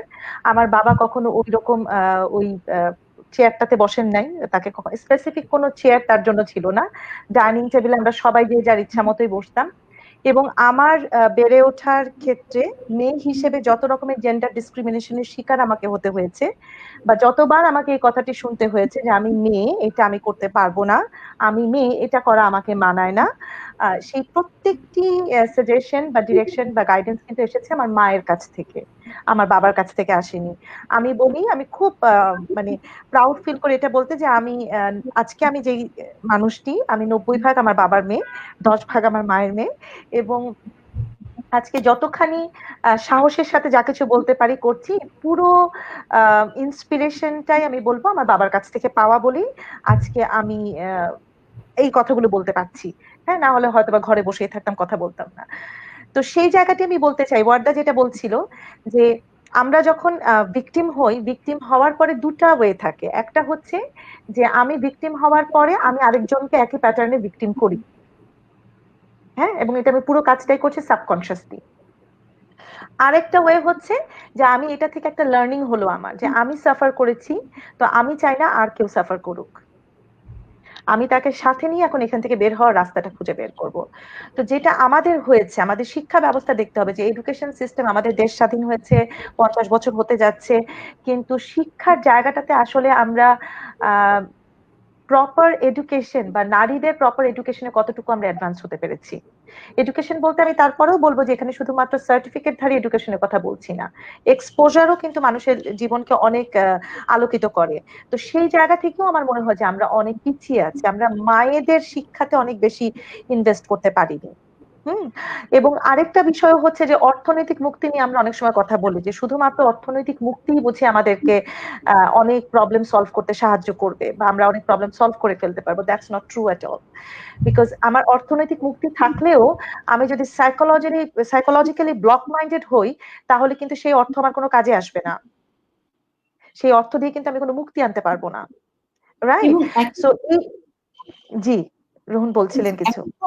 আমি হচ্ছে যদি আর্ন করিও, কিন্তু দিন শেষে আমার সেই অর্থনৈতিক এম্পাওয়ারমেন্টটা না থাকে, আমি যেটাতে যে পরিমাণ আর্ন করছি সেটার উপরে যদি আমার অধিকার না থাকে, আমি দিন শেষে সেটা আমার বাবার হাতে কিংবা আমার স্পাউসের হাতে কিংবা ছেলের হাতে এক পর্যায়ে গিয়ে তাদেরকে দিয়ে দিচ্ছি, তাহলে তো আসলে নারী মুক্তির যে কথাগুলো বলছি, নারী স্বাধীনতার যে কথাগুলো বলছি, সেটা কখনোই সম্ভব হচ্ছে না। কারণ তখনই আর্নিং আরেক ধরনের ইনস্ট্রুমেন্ট হয়ে যাচ্ছে অপারেশনের ক্ষেত্রে। অ্যাবসলিউটলি। অভির আরেকটা প্রশ্নের উত্তর আমি দিতে চাই। অভি যেটা বলছিল যে বেডরুমটা অনেক বড় থাকে, কিচেনটা অনেক ছোট থাকে, সেটা হয়তো বা আমাদের স্পেস ম্যানেজমেন্টের একটা বিষয় আছে। প্রশ্ন হলো, ওই ছোট্ট কিচেনটাতে বাবা মাকে একসঙ্গে কাজ করতে দেখে আমি বড় হচ্ছি কিনা। বেডরুম বাবা মা শেয়ার করছে, কিচেনটাকে বাবা মা এক্স্যাক্টলি। শেয়ার করছে কিনা, তারা একসঙ্গে কাজ করতে দেখাটা হচ্ছে জরুরি। কিচেনের সাইজ ডাজন্ট ম্যাটার, তাই না? যে ওই কিচেনটাতে বাবা মা দুজন ইকুয়ালি কাজ করছে কিনা, ইকুইটি আমরা দেখতে পাচ্ছি কিনা একটা পরিবারে। এবং আরেকটা তর্ক আমাদের মধ্যে খুব দেখা যায়, ছেলেরা যা করতে পারে মেয়েরা তাই করতে পারে। Physiologically we are different, biologically we are different, right? তো সেই জায়গা থেকে ইকুইটি হচ্ছে আমি আমার যে স্ট্রাকচার আছে, আমি যে মানুষটা, আমি যেটা ডিজার্ভ করি আমি সেটা পাচ্ছি কিনা, সেটা হচ্ছে ইকুইটি। আমরা ইকুয়ালিটি নিয়েও বলবো না কথা, এখন তো ইকুইটি নিয়ে আমরা জেন্ডার ইকুইটি নিয়ে আমরা কথা বলছি, যে আমি যেটা ডিজার্ভ করি, আমার যা লিমিটেশনস আছে বা আমার যে স্ট্রেংথ আছে সেটাকে অ্যাকনোলেজ করা হচ্ছে কিনা। আমি কনসিভ করতে পারি, আমি 9 মাস বাচ্চা ক্যারি করতে পারি, আমি লেবার পেইনের মধ্যে দিয়ে একটা শিশুকে পৃথিবীতে আনতে পারি। Can you do that? Can male do that? They can do that. তো এই ডিফারেন্স গুলোতে, এটা তো বাই নেচার আমরা পেয়ে এসেছি। তো এই তর্কগুলোতে যাওয়া মানে হচ্ছে কি আমরা আসল জায়গাগুলোকে আসলে অ্যাভয়েড করে ফেলি, এবং এই তর্কগুলোকে যখন এনকারেজ করা হয় খুবই ইন্টেলেকচুয়ালি আমাদেরকে আসলে ডাইভার্ট করা হয়। So that shouldn't B the point of discussion, বা সেগুলো নিয়ে তর্ক করে অযথা সময় নষ্ট করবারও দরকার নেই। বিষয় হচ্ছে যে আমি কি দেখে বড় হচ্ছি, এবং একজন সুস্থ মানসিকতার মানুষ হিসেবে বড় হবার জন্য আমার কি কি এলিমেন্ট দরকার আছে, সেই এলিমেন্ট গুলো আমার পরিবারে এক্সিস্ট করে কিনা, সেই এলিমেন্ট গুলো আমার পরিবারে এক্সিস্ট না করলেও আমার বাবা মা রেডি কিনা সেটাকে ম্যানেজ করবার জন্য। আজকে আমরা যখন বাবা মা হয়ে যাচ্ছি আমাদের কোনো প্রিপারেশন থাকে না, আমরা মনে করছি আমার টাকা আছে, আমি একটি শিশুকে খাওয়াতে পারবো, তার ট্রিটমেন্ট করাতে পারবো, তার স্কুলে পড়াতে পারবো, ভালো একটা স্কুলে পড়াতে পারবো, দ্যাটস অল। কিন্তু সেগুলো তো বিষয় না। আমাকে তো আসলে বুঝতে হবে এই মানুষটা তো তৈরি হচ্ছে আমার বাড়িতে, আমার আমার আমার আদর ভালোবাসা পেয়ে, এবং আমি একটা হিউম্যান ব্রেইন ডেভেলপ করছি। হাতে পায়ে শুধু বড় করলাম, স্কুলে পাঠালাম, ইউনিভার্সিটিতে পাঠালাম, এবং একটা সময় সে খুব ভালো আর্ন করলো এবং আমরা বলতে পারলাম যে আমার ছেলে অমুক হয়েছে, মেয়ে তমুক হয়েছে, সেগুলোতে তো কিছু যাবে আসবে না।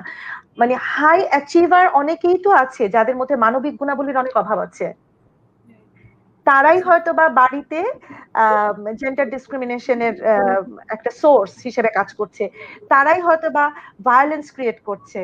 এবং আমরা যখন মিটু একটা ইভেন্ট হয়েছিল, আমরা কিন্তু অনেক এডুকেটেড মানুষদেরকে দেখেছি ইনভলভ সেই জায়গাগুলোতে। আজকে আমরা একটা নোয়াখালীর একটা শহরের বাইরে, মানে রাজধানীর বাইরে একটা জায়গার ভিডিও পাবলিশ হয়েছে বলে অনেক হইচই করছি। শহরে এরকম অনেক ঘটনাই ঘটে যেগুলোর ভিডিও হয়তো বা পাবলিশ হচ্ছে না বা আমরা দেখতে পাচ্ছি না। খুবই কিছু দারুণ পয়েন্ট নিয়ে এসেছেন। আপনার কথা থেকে আমি আপনার কাছে এবং ওয়ার্দাপুর কাছে জানতে চাইবো, আপনারা যেটা বললেন সেটার যদি আমরা একটা সারাংশ দাঁড় করাই, যে বর্তমান জেনারেশন বা আমরা কিভাবে নিজেদেরকে তৈরি করছি সেটার উপর নির্ভর করে পরবর্তী জেনারেশন, আমাদের ভবিষ্যৎ জেনারেশন, তারা কিভাবে জেন্ডার ইকুইটিটাকে অ্যাড্রেস করবে সেই জিনিসটা সামনে এগোতে পারে। তাহলে সেখান থেকে আপনাদের কাছে প্রশ্ন, আপনারা আমাদের জেনারেশনের কাছে, আমরা যারা সমবয়স্ক আছি, এখন যারা আমরা বাবা মা হচ্ছি বা ভবিষ্যতে হব, তাদেরকে কি পরামর্শ দিবেন? কিভাবে আমরা আমাদের সন্তানদেরকে বড় করতে পারি বা কিভাবে আমরা নিজেদেরকে ট্রেন আপ করতে পারি যাতে আমাদের ছেলেমেয়েরা জেন্ডার ইকুইটি বিষয়টা একদম ছোটবেলা থেকে বুঝতে পারে এবং তাদের মধ্যে ডিসক্রিমিনেশনের বিষয়টা তৈরি না হয়।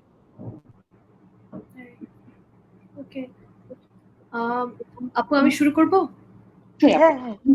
আচ্ছা আচ্ছা, প্রথমত আমি একটু মানে ধন্যবাদ দিতে চাই আঞ্জুমান আপাকে, যে আমার মনে হয় যে আপা অত্যন্ত গুরুত্বপূর্ণ একটা পয়েন্ট আসলে রেজ করেছে। এটা আমরা মানে আমি আরো রিএমফাসাইজ করতে চাই, মানে রোহনের প্রশ্নের উত্তরটাতে যাওয়ার আগে, যে equity, very true, equity, we are talking about equity here, হ্যাঁ, ইকুয়াল রাইটস, ইকুয়াল অপরচুনিটি, অবশ্যই, at the same time equity. কারণ এই যে পার্থক্য, যে দুজনের যে মানে যেটা বললেন আপা, হ্যাঁ, যে মেয়েদের কিন্তু ম্যাটারনিটি লিভ দরকার হচ্ছে, একজন নারীর ম্যাটারনিটি লিভ দরকার হচ্ছে 6 মাসের, কিন্তু একজন পুরুষের 7 দিন 8 দিন প্যাটার্নিটি লিভ বলে চলছে।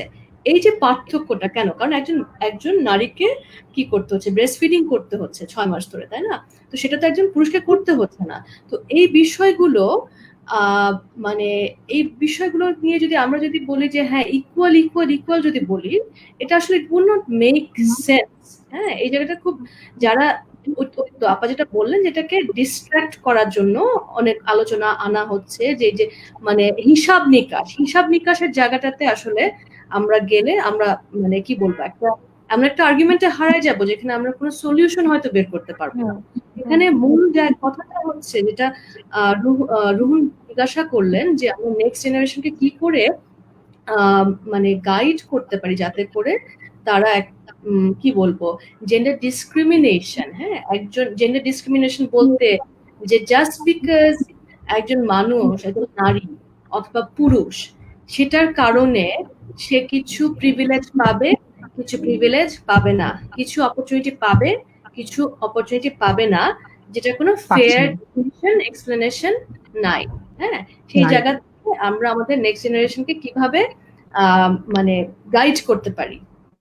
তো এখানে আমার কাছে মনে হয় যে অবশ্যই ওয়ান্স এগেন মানে আমি আমার জায়গা থেকেই বলবো যে মানে যেহেতু আমি চাইল্ড রাইটস অর্গানাইজেশন কাজ করছি, এবং এই বিষয়গুলো তো আসলে বহুমাত্রিক, হ্যাঁ, মাল্টি ডাইমেনশনাল, এটা কোনো ওয়ান শট সলিউশন আসলে নাই।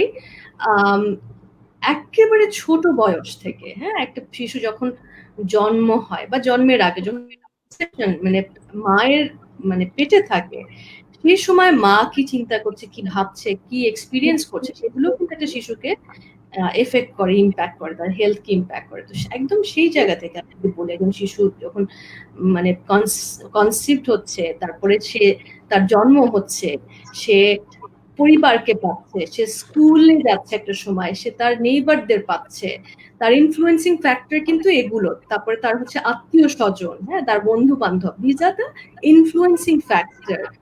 এখানে আসলে প্রত্যেকটা জায়গাতেই মানে আমরা যদি মানে সমতা প্র্যাকটিস করতে পারি, হ্যাঁ, প্রত্যেকটা জায়গাতে, স্কুলে যখন যাচ্ছে শিশু, তখন সে কি দেখছে, সে বাড়িতে যখন থাকছে সে কি বাবা মাকে রান্নাঘরে একসাথে রান্না করতে দেখছে, মা যখন মানে টায়ার্ড তখন বাবা কি মার সেবা করছে, বা মানে সমান সমান, মানে এই জিনিসগুলো মানে অ্যাজ আ পার্সন আমরা তো নারী পুরুষ রোল ভাগ করে দিয়েছে, যে নারী এই রোলগুলো করবে, পুরুষ এই রোল করবে, কিন্তু দুজনই তো মানুষ, এবং দুজনেরই কিন্তু নিড মোরলেস সিমিলার। হ্যাঁ, তো সেই জায়গাতে বাবা মার রোল অ্যাজ আ হাজবেন্ড, হ্যাঁ, কেয়ারার, হ্যাঁ, মানে সে হচ্ছে বাড়ির মানে কি বলবো প্রোটেক্টর এন্ড ইনকাম আনবে, আর মা হচ্ছে কেয়ার গিভার, বাচ্চাদের বড় করবে। এই জায়গা থেকে বেরিয়ে এসে if we can see parental partnership, হ্যাঁ, যে একটি হাউস হোল্ড পরিচালনা করার জন্য বাবা মা দুজন একটা আন্ডারস্ট্যান্ডিং এর পার্টনারশিপে এসছে, দুজন দুজনকে সম্মান করছে, দুজন দুজনকে হেল্প করছে, এবং একটা কি বলবো মানে friendly relationship, friendly partnership maintain করছে, তখন কিন্তু শিশুদের ওই জায়গাটা আসবে না যে হ্যাঁ আমি যদি পুরুষ হই আমি আমার ওয়াইফকে ডমিনেট করবো বা তাকে আমার কন্ট্রোলে রাখতে হবে, এই চিন্তাগুলো কিন্তু তখন শিশুর মধ্যে আসবে না। সো এটা হচ্ছে ফ্যামিলির জায়গাটা।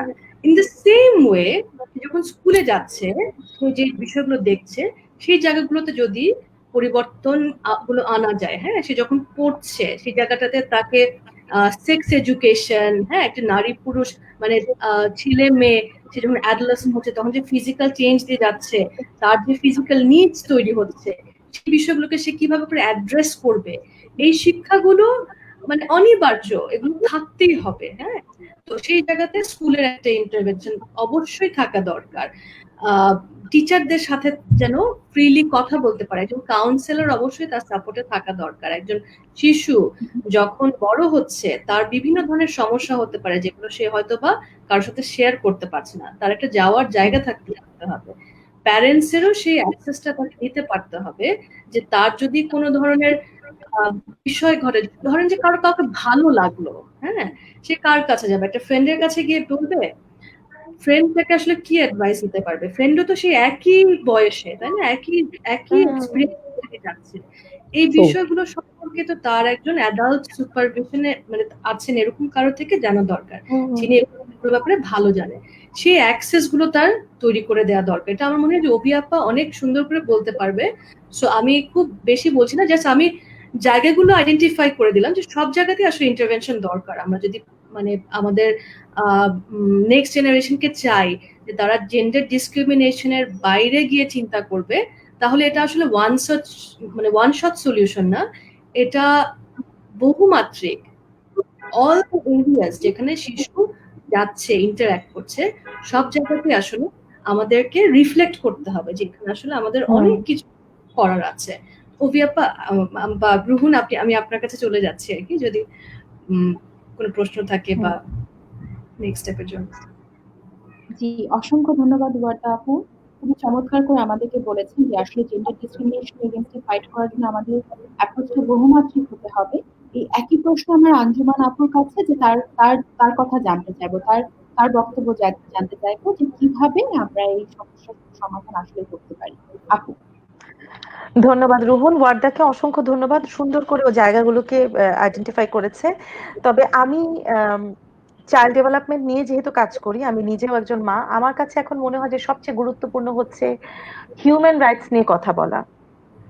আমরা ওই জেন্ডার ডিসক্রিমিনেশনটাকে বাদ দিয়ে আমরা একেবারেই প্রত্যেকটা শিশুকে হিউম্যান রাইটস সম্পর্কে অ্যাওয়্যার করে যাতে বড় করতে পারি, এবং সেই জন্য পরিবার, বাবা মা থেকে শুরু হবে, এবং বাবা মা পরবর্তীতে হচ্ছে স্কুল, এবং কারিকুলামে আসলে হিউম্যান রাইটস এর এই জায়গাগুলোকে কিভাবে অ্যাড্রেস করা হচ্ছে। কারণ আমি সমাজ পড়ছি, বিজ্ঞান পড়ছি, ভূগোল পড়ছি, ইংলিশ পড়ছি, বাংলা পড়ছি, সবকিছুর আউটকামটা কি? ওভারঅল একজন মানুষ হিসেবে তৈরি করার একটা চেষ্টা, তাই না? শুধুমাত্র তো স্পেসিফিক কোনো প্রফেশন বা কোনো প্রফেশনাল ডেভেলপ করার জন্য আমরা তাদেরকে শিক্ষিত করছি না, তাই না? আমরা চাচ্ছি একজন পরিপূর্ণ মানুষ হবে, একজন শিক্ষিত মানুষ বা শিক্ষিত নাগরিক হবে দেশের। তো একজন শিক্ষিত নাগরিক তখনই হতে পারবে যখন তার মধ্যে সেই মানবিক গুণাবলীগুলো থাকবে। মানবিক গুণাবলীগুলো ছাড়া তো তাকে আমরা মানুষ বলতে পারছি না, তাই না? তো সেই জায়গাটাতে এমফেসিস দেওয়া, এবং প্যারেন্টসদের যে একটা এডুকেশনের দরকার আছে, ট্রেনিং এর দরকার আছে, এইটা আমরা আসলে ইগনোর করে এসেছি এতদিন। আমার মনে হয় যে এখন আমাদের আর ইগনোর করবার সেই অবকাশ নেই। সেই জায়গাটিতে আমাদের শক্তভাবে কাজ করতে হবে, এবং স্কুলের কারিকুলামে যে জায়গাগুলোতে আসলে আমাদের এই লুপ হোল গুলো রয়ে গিয়েছে, সেই জায়গাগুলোতে আমাদেরকে অ্যাড্রেস করতে হবে, এবং যেই যে ইনিশিয়েটিভ গুলো নেওয়া দরকার, এজ অ্যাপ্রোপ্রিয়েট, সেই ইনিশিয়েটিভ গুলো নিতে হবে।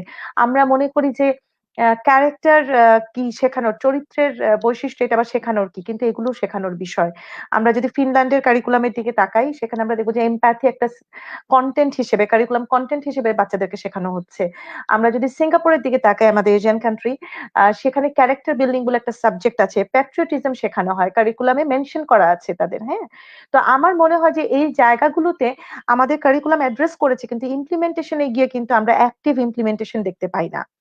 এবং আরেকটা বিষয় আমি সব জায়গাতে বলি, এই লাইভেও আমি এটা বলতে চাই যে সবকিছুই আসলে পরীক্ষার খাতায় লিখে শেখা যায় না, পরীক্ষা দিয়ে শেখা যায় না। হ্যাঁ, মুখস্থ করে লিখে দিলাম, 10-এ 8 পেলাম, এগুলো দিয়ে কিন্তু শিক্ষা অ্যাসেস করা যায় না।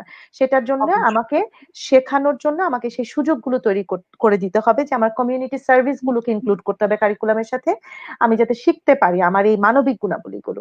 তো এখন আমরা যখনই বলবো যে ভায়োলেন্স হচ্ছে, আমরা পানিশমেন্ট দিব বা আমরা লিগ্যাল অ্যাকশন নিব, এই বিষয়গুলো কিন্তু কয়জনকে আপনি লিগ্যাল অ্যাকশনের আওতায় নিয়ে আসবেন, কয়জনকে আপনি পানিশমেন্ট দিবেন, এবং সেইটা আসলে আসলে কি প্রবলেমটাকে সলভ করবে কিনা? যদি প্রবলেমের রুটটা আমার কোথাও থেকে যায়, তার মানে আমাকে রুটটাকে আইডেন্টিফাই করা এবং সেটাকে রোল আউট করতে হবে। এবং সমতার যে ব্যাপারটা আমি বলছি, যে আমি আমার পরিবারে আমার নিজের শরীর সম্পর্কে আমাকে বলা হচ্ছে যে তোমার এই ধরনের কাপড় পরতে হবে, তোমাকে একটা ওড়না পরতে হবে, বা তোমাকে এইভাবে চলাচল করতে হবে, বা এটা করতে হবে। এবং একই এই লজ্জা তো আমাকেও দেওয়া হচ্ছে, আবার একই সাথে আমার সাথে যে ভাইটা বড় হচ্ছে তাকেও কিন্তু বলে দেওয়া হচ্ছে যে এই মেয়েদের শরীরের এই অংশগুলো কিন্তু স্পর্শকাতর, এই অংশগুলা আসলে তাদের ঢেকে রাখাই উচিত। সেই মেসেজটা কিন্তু সেও পাচ্ছে, যে কারণে তার কাছে খুব আনইউজুয়াল লাগছে যখন একটা মেয়েকে সে দেখছে ওড়না ছাড়া বের হচ্ছে। তার কাছে তখন শকিং মনে হচ্ছে, কারণ এটা তার ফ্যামিলি ভ্যালুস, তাকে এটা শেখানো হয়েছে। সে দেখেছে তার বোনকেও তার মা বলেছে যে তুমি ওড়না পরে বের হও, তুমি ওড়না ছাড়া বের হতে পারবে না। ছেলে বাচ্চাটিও কি মেসেজ পেলো, তার মানে হচ্ছে মেয়েদের জন্য ওড়না পরাটা খুবই জরুরি, এটা ছাড়া সম্ভব না বের হওয়া। এবং যখন সে অন্য কাউকে দেখছে, তার তখন নিজের বিহেভিয়ার কেমন হবে, সে একটা এম্বারেসিং সিচুয়েশন নিজে ক্রিয়েট করছে, বা সে একটা অ্যাবিউসিভ বিহেভিয়ার করছে। আরেকটা বিষয় এখানে ইনক্লুড করতে চাই, যে দারুণ শুধুমাত্র দারুণ। জেন্ডার ডিসক্রিমিনেশন না, ভায়োলেন্স এবং আমরা রেপ নিয়ে কথা বলছি, যে আমাদের মধ্যে একটা ওই যে কোট আছে, আমাদের মনে মাথায় গেঁথে গেছে এটা, যে ইন্টেলিজেন্ট পিপল ইগনোর, এবং কিছু হলেই আমরা বলি ইগনোর করো ইগনোর করো। Ignorance will never solve a problem. You have to face that, you have to accept the problem, you have to face it, and you have to solve it. Absolutely. You cannot ignore any problem. আমরা যখন eve teasing গুলাকে পাড়ায় মহল্লায় এগুলোকে আমরা allow করা শুরু করলাম, মেয়েদেরকে বলা শুরু করলাম তোমরা ইগনোর করো, এগুলা পাত্তা দিও না, এগুলা বলার দরকার নেই, ভদ্র মেয়েরা এগুলো নিয়ে কথা বলে না। আজকে আমরা দেখতে পাচ্ছি সেই ইফটিজাররাই এখন কিন্তু রেপ করছে এবং ভিডিও করে সেগুলোকে পাবলিশ করছে বা সোশ্যাল মিডিয়াতে হ্যারাস করছে বাচ্চাদেরকে। তো ইগনোরেন্স কখনো প্রবলেম সলভ করতে পারে না। আমরা ছোটবেলা Exactly. Thank you. Thank you. It was kind of an eye opener for me. So I couldn't resist myself giving my opinion. I'm really কি বলবো overwhelmed. এই বিষয়গুলো ভীষণভাবে নাড়া দেবার মতো। আমাদের মোটামুটি 1 ঘন্টা সময় হয়ে গেছে। আমরা একটা বেশ বড়সড় প্রশ্ন পেয়েছি এবং আমার মনে হয় ওখানে বেশ কয়েকটা জায়গা রয়েছে যেখানে আমাদের স্পিকাররাও নিজস্ব ভিউ পয়েন্ট দিতে পারবেন। কমেন্টটা আমি একটু কাইন্ডলি নিয়ে নিচ্ছি। মোহাম্মদ তৌসিফ রাফি আমাদেরকে প্রশ্ন করেছেন, ধন্যবাদ আপনাকে প্রশ্ন করবার জন্য। আমি প্রশ্নটা পড়ে দিচ্ছি। I think to assess families' role regarding violence, the impact of absence of families, would abolishing families reduce violence? প্রশ্ন করেছেন, would abolishing families reduce violence? এটা একটা. Another point is, of course, not all families have the same impact on violence. If all the families have impact on it, what creates the difference? Second question. আমার মনে হয় আগে এই দুটো প্রশ্নের উত্তর নিয়ে নিই, তারপর আমাদের যিনি রয়েছেন টেকনিক্যাল এক্সপার্ট তিনি আমাদেরকে আবার প্রশ্নটা দেখাবেন। প্রথম প্রশ্নটা ছিল যে would abolishing families reduce violence, এটা একটা। আর দ্বিতীয় প্রশ্নটা নিয়েছেন not all families have the same impact on violence, if all families have impact on it, what creates the difference? আমি প্রথম প্রশ্নের উত্তরটা ওয়ার্ড আপুর কাছ থেকে নিব। আচ্ছা আচ্ছা, খুব ইন্টারেস্টিং প্রশ্ন।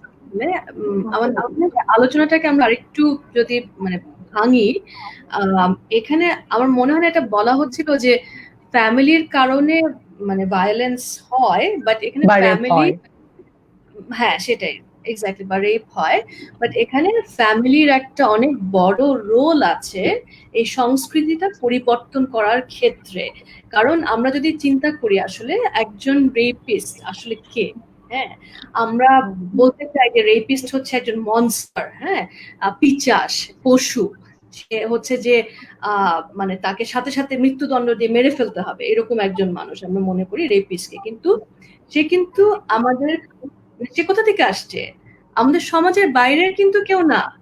না, একজন রেপিস্ট কিন্তু আমাদের সমাজের মধ্য থেকেই গড়ে ওঠে, হ্যাঁ, এবং সমাজের যে মানে সিস্টেম তার মধ্যে থেকে কিন্তু গড়ে ওঠে। সো আমাদের ওই জায়গা থেকে অবশ্যই দায়িত্ব নিতে হবে যে একজন রেপিস্ট যখন গড়ে ওঠে এটা আমাদের নিগৃহীতার কারণেই গড়ে ওঠে, বা আমাদের কি বলবো প্রশ্রয়ের কারণেই গড়ে ওঠে, যে কারণেই হোক সে গড়ে ওঠে এবং সেরকম একটা কাজ করতে পারে, করে ভিডিওটা ছেড়ে দিতে পারে, ভাবতে পারে যে আমি এরকম একটা কাজ করব এবং ভিডিও করব, সেটাকে ছাড়বো, কিন্তু আমার কিছু হবে না। এই যে ইম্পিউনিটি, এই যে সেন্স অফ ইম্পিউনিটি, এটা কিন্তু সমাজ থেকেই পাই আমরা, হ্যাঁ সমাজ থেকেই আসে। তো সেই জায়গাতে মানে অ্যাবলিশিং ফ্যামিলি, এটা মনে হয় যে ঠিক বিষয়টা সেরকম না। এখানে বলা হচ্ছে যে পরিবারের কি রোল আছে, হ্যাঁ মানে ভায়োলেন্স কমানোর ক্ষেত্রে, ভায়োলেন্সটাকে সংস্কৃতি পরিবর্তনের ক্ষেত্রে। এবং আমি এখানে একটা শব্দ আনতে চাই যেটা হচ্ছে যে আমাদের পরিবার থেকে আসে, একেবারে পরিবার থেকে আসে। শব্দ মানে একটা ফ্রেজ আনতে চাই, সেটা হচ্ছে ভিকটিম ব্লেমিং। আমরা ছোটবেলা থেকে যখন কোনো এ ধরনের ঘটনা ঘটে, খুব কমন একটা বিষয় হচ্ছে যখন একটা মেয়ে, ছোট শিশু হয়তো বা মোলেস্টেশনের শিকার হয়েছে, হ্যাঁ মেয়েটা এসে হয়তো বা তার মাকে, তার পরিবারের কারো থেকে হয়তো মোলেস্টেশনের শিকার হয়েছে, আপনারা জানবেন যেটা খুব কমনলি শোনা যায় যে হয়তো বা মাটা তাকে বলে থাক, কাউকে বলো না, হ্যাঁ কাউকে বলো না, দিস প্র্যাকটিস অফ সাইলেন্স। মোটামুটি 95% মেয়েদেরই এটা শুনতে হয়। এবং আমি আরেকটা কমন রেসপন্স আছে, জি আরো একটি কমন রেসপন্স আছে যে পরিবারের সদস্যরা সেই শিশু সন্তানটাকে বলে যে তুমি ওখান থেকে চলে আসলে না কেন, তুমি ওই মানুষটার কাছে গেলে কেন, তুমি হ্যাঁ তুমি নিজেকে কেন ওখান থেকে বাঁচিয়ে আনতে পারলে না। Right, exactly. এটা তার দোষ, সে যে একটা স্বীকার করছে অ্যাজ ইফ সেটা তার দোষ, এটা কিন্তু পরিবার থেকে বলা হয়। এই এই ধারণাটা কিন্তু আমরা পরিবার থেকে নিয়ে মানে বড় হই, যে কারণে যখন একটা মেয়ে রেপড হয় তখন সমাজ প্রশ্ন করে তার শরীরে কি কাপড় পরা ছিল, সে কয়টার সময় বেরিয়েছে, হ্যাঁ সে কি ভালো মেয়ে ছিল নাকি দুশ্চরিত্র মেয়ে ছিল। এই প্রশ্নগুলো কিন্তু একেবারে ইররেলেভেন্ট, বিকজ প্রথমত এখানে এখানে আপনাকে মানে ইয়ে করতে হবে যে যিনি প্রথমত রেপ করেছেন that person is to blame for the rape, হ্যাঁ you cannot blame the victim for the rape। এবং যে রেপড হয়েছে সে অলরেডি একটা ভীষণ সাইকোলজিক্যাল ট্রমার মধ্যে দিয়ে গেছে, তাকে আমাদের অবশ্যই ব্লেম না করে তুমি কেন তোমার এটা হলো এই প্রশ্ন না করে এখন কি করা যায়, তাকে এখান থেকে রিকভার করতে কি করা যায় সেই কাজটা করা উচিত। পরিবার থেকে কিন্তু আমরা সেই কাজটা এখন পর্যন্ত ওই পর্যায়ে যেতে পারি না। তো আমার কাছে মনে হয় যে প্রথম প্রশ্নের উত্তরে যেটা অ্যাবলিশিং এর কথা বলছিল, আমি ঠিক ওই দিকে যাচ্ছি না। অবশ্যই মানে কি বলবো, ফ্যামিলি অ্যাবলিশ করার কোনো এখানে ইস্যু না, বাট বিষয়টা হচ্ছে যে ফ্যামিলি কিভাবে একটা পজিটিভ রোল প্লে করতে পারে to help stop this cycle, হ্যাঁ অথবা ফ্যামিলির বিভিন্ন বিহেভিয়ারে কি এই মানে কি বলবো রেপে আমরা কন্ট্রিবিউট করি। Victim blaming is a big contributor. যখন পারপেট্রেটর জানে যে আমি রেপ করলে সবাই ভিকটিমকে ব্লেম করবে, আমাকে কেউ ব্লেম করবে না, তখন তাকে আমরা অধিকার দিয়ে দেই রেপ করার জন্য। যেটা রুহুন বলছিলেন যে 70% মেয়ে একটা জরিপে বলেছে যে রেপ হয় কেন, কাপড় চোপড় ঠিক মতো না পরার জন্য, শালীন না থাকার জন্য। It is never the reason for rape. Rape is a display of power dominance. এবং আমরা যদি দেখে আসি গত মানে যতগুলো রেপ হয়েছে, নুসরাতেরটা দেখি আমরা, আমরা যদি হিরামনির রেপ দেখি, এবং এরকম মানে অসংখ্য তনু হত্যা দেওয়া যেতে পারে যারা কিনা হেজাব পরা ছিল, বোরখা পরা ছিল রেপ হওয়ার সময়। তো থ্যাংক ইউ। জি, এবার আঞ্জুমান আপুর কাছে আমি হ্যাঁ হ্যাঁ রুন ম্যাম জি একটু এই প্রশ্নের একটা ওয়ার্ডাপুর প্রশ্ন পরিস্থিতিতে আমি একটু যোগ করতে চাই যে মোহাম্মদ আসিফ রাফির কোয়েশ্চেনটা ছিল would abolishing family reduce violence. আমি এখানে আমার যেটা মনে হয় আসলে যখন ফ্যামিলি থাকবে না, সেটা অন্য ধরনের সোশ্যাল স্ট্রাকচার আমাদেরকে দিবে। এমন না যে আমাদের বর্তমানে আমাদের বাংলাদেশে কিংবা অন্যান্য দেশে ফ্যামিলি অনেক ক্ষেত্রে অ্যাবলিশ হয়ে যাচ্ছে, কিন্তু এখন পর্যন্ত কিন্তু আমাদের ফ্যামিলির সংখ্যাটাই আরো বেশি ডমিনেন্ট হিসেবে আছে সোশ্যাল স্ট্রাকচার। আচ্ছা, যখন আসলে সামাজিক কাঠামোতে ফ্যামিলি থাকবে না, তখন আমরা একটু অন্য ধরনের প্রবলেমস, একটু অন্য ধরনের ইম্প্যাক্ট পাবো। এই সময়ে আমাদেরকে এটাই সবচেয়ে বেশি জরুরি, যেটা ওয়ার্দাপু বলেন, I want to second her opinion. আমাদেরকে বুঝতে হবে যে পরিবার কিভাবে রোল প্লে করছে এবং পরিবার কিভাবে এই রেপ কালচারটা থেকে বেরিয়ে আসতে আমাদেরকে বর্তমান সময় এবং ভবিষ্যতের জেনারেশনকে সাহায্য করতে পারে। Thank you. আমি পরবর্তী প্রশ্নের জন্য আঞ্জুমান আপুর কাছে চলে যাব। আপু, পরবর্তী প্রশ্ন। হ্যাঁ, আমি আঞ্জুমান আপুর জন্য একটু প্রশ্নটা পড়ে দিচ্ছি। জি, আমি পড়ে দিচ্ছি। প্রশ্নটা ছিল এরকম যে another point is of course not all families have the same impact on violence. If all families have impact on it, what creates the difference? I mean উনি বলতে চাইছেন যে আসলে ওই ফ্যামিলির মধ্যে যে তাহলে ডিফারেন্সটা কি হলো যদি সব ফ্যামিলিতেই ভায়োলেন্স থাকে, এবং যেহেতু সব ফ্যামিলিতে ভায়োলেন্স থাকে না, সেই ক্ষেত্রে ডিফারেন্সটা তাহলে কোথায় যাচ্ছে, এটা বেসিক্যালি উনি ক্লিয়ার হতে চেয়েছেন। দুটো প্রশ্নের কথা আমি বলছি, যিনি প্রশ্নটা করেছেন আমার মনে হয় তার জন্য ক্লিয়ার হবে। ফ্যামিলি অ্যাবলিশ করবার কোনো অপশনই নাই। ফ্যামিলির ডেফিনেশনটা বুঝতে হবে। দুজন মানুষও কিন্তু ফ্যামিলি হয়, আমি একাও কিন্তু একটা ফ্যামিলি হতে পারি, রাইট? ফ্যামিলি মানেই কিন্তু অনেকগুলো ফ্যামিলি মেম্বার নিয়ে থাকতে হবে এমন কোনো কনসেপ্ট নাই। সেটা হচ্ছে এক নাম্বার কথা। আমি একা থেকেও কিন্তু ভায়োলেন্স করতে পারি, সেটার জন্য আমার ফ্যামিলি থাকতেই হবে না থাকতেই হবে ডাজন্ট ম্যাটার। আরেকটা বিষয় হচ্ছে প্রত্যেকটা ফ্যামিলির ডাইনামিক্স এক এক রকম থাকে, স্ট্রাকচার এক এক রকম থাকে, কোপিং মেকানিজম এক এক রকম থাকে ফ্যামিলি মেম্বারসদের মধ্যে, রাইট?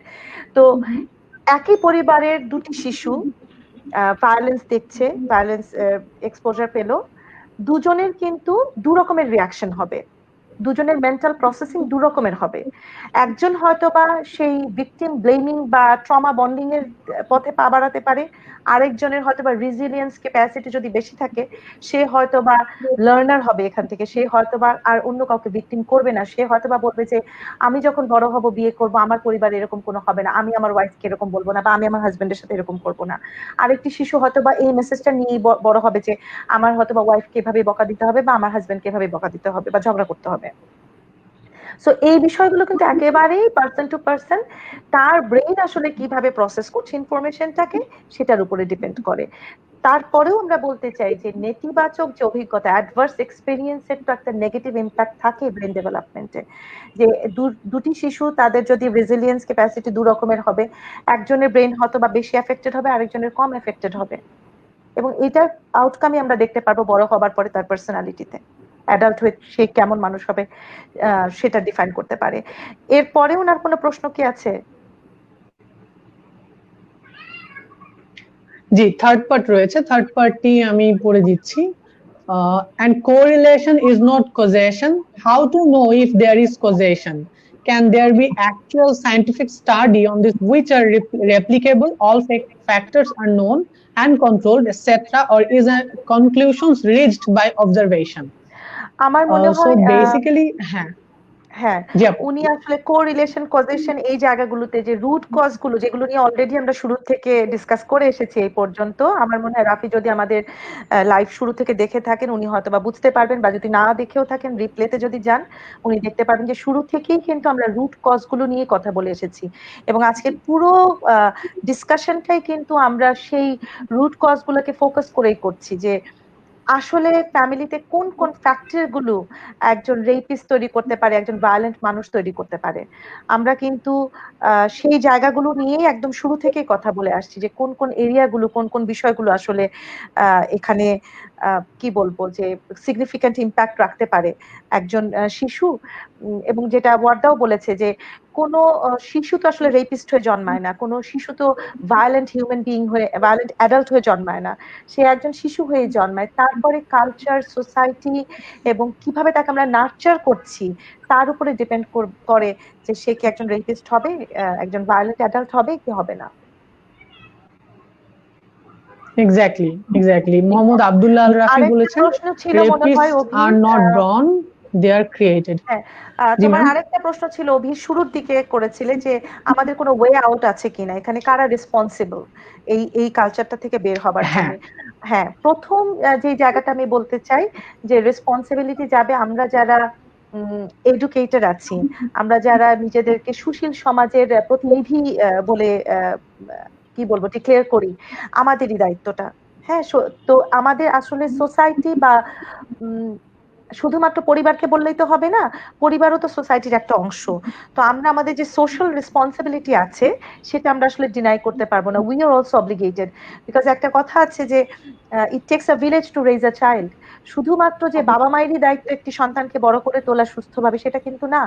আমার সন্তানটি যখন বাড়ির বাইরে যাচ্ছে, সে প্রতিবেশীর সাথে মিশছে, সে স্কুলে যাচ্ছে, তার বন্ধু আছে, তার শিক্ষকরা আছে, সবারই কিন্তু এখানে দায়িত্ব আছে।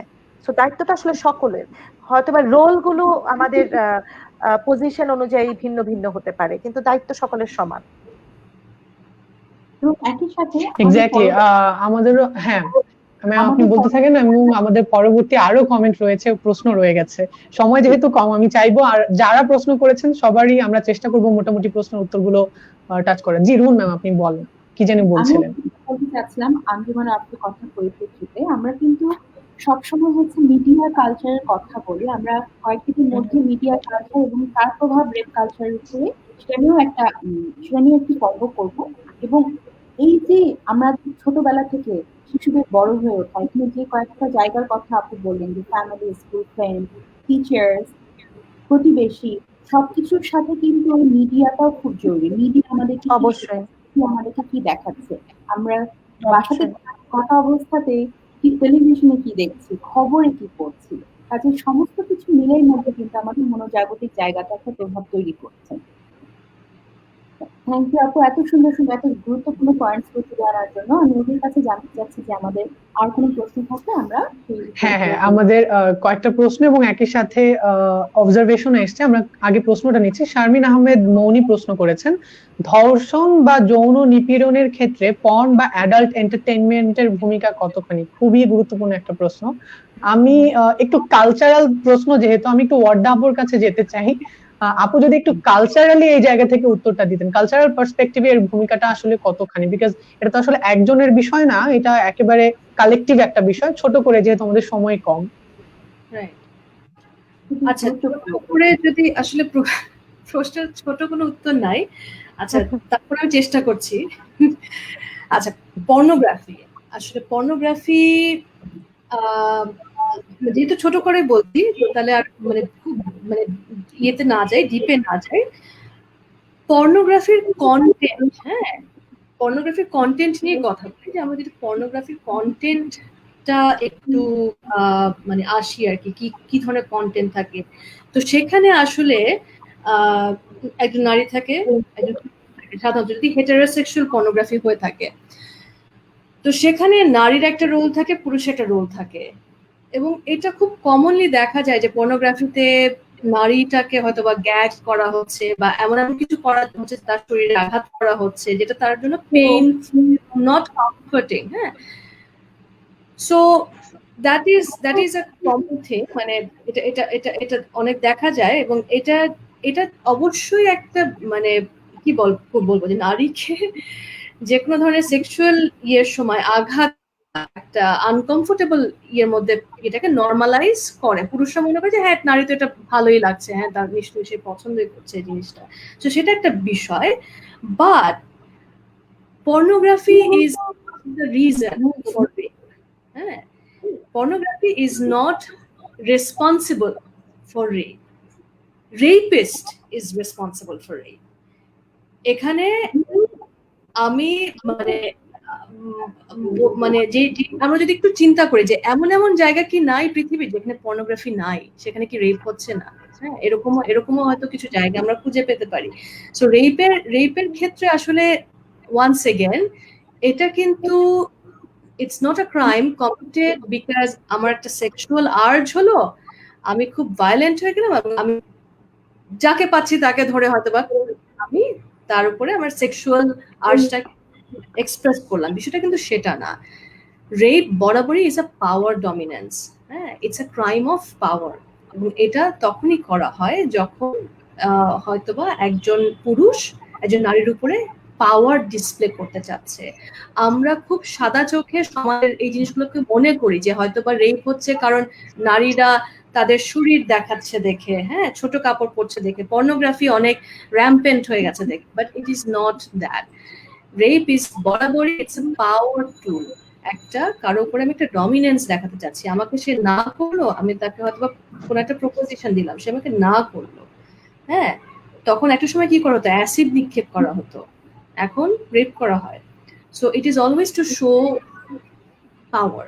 তো এখানে আমার কাছে যেটা মানে আমি বিশেষজ্ঞ নই এই সাবজেক্টের উপরে, বাট কালচারালি রেপের বিষয়টা ইজ নট বিকজ আমি অনেক নারীদের দেখছি আমার আশেপাশে, তাহলে তো কি হতো মানে যেসব জায়গায় ধরেন যে যাই হোক আমি ওই জায়গায় যেতে চাচ্ছি না, এটা দিয়ে শেষ করব যে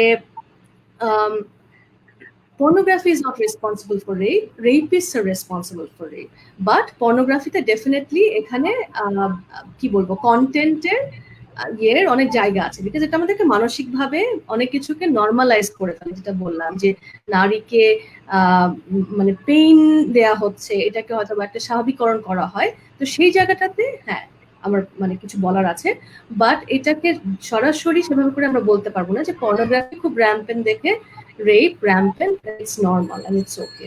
সো যদি অভি আপনার কিছু বলা থাকে এই ক্ষেত্রে। একটা হতে পারে যে পর্নোগ্রাফির একটা ইম্প্যাক্ট থাকতে পারে তার বিহেভিয়ার চেঞ্জের উপরে, সেখানে গিয়ে তার মধ্যে যদি কন্ডাক্ট ডিসঅর্ডারের কোনো সিমটম গ্রো করে, কারণ রেপ বিহেভিয়ারটাকে আমরা ধরি এক ধরনের কন্ডাক্ট ডিসঅর্ডার। তো এই জায়গাটাতে কোনো একটা রিলেশন হয়তো বা থাকতে পারে, কনক্রিট কোনো রিসার্চ এভিডেন্স এই মুহূর্তে আমার জানা নাই যেটা আমি আসলে অ্যান্সার করতে পারবো, কিন্তু আমরা এটা যিনি প্রশ্ন করেছেন আপনি নিজেও এটা গুগল করে আসলে দেখতে পারেন যে পর্নোগ্রাফির সাথে কোনো ধরনের অ্যাসোসিয়েশন, ডিরেক্ট কোনো অ্যাসোসিয়েশন আছে কিনা রেপিস্টের এই রেপ বিহেভিয়ারে।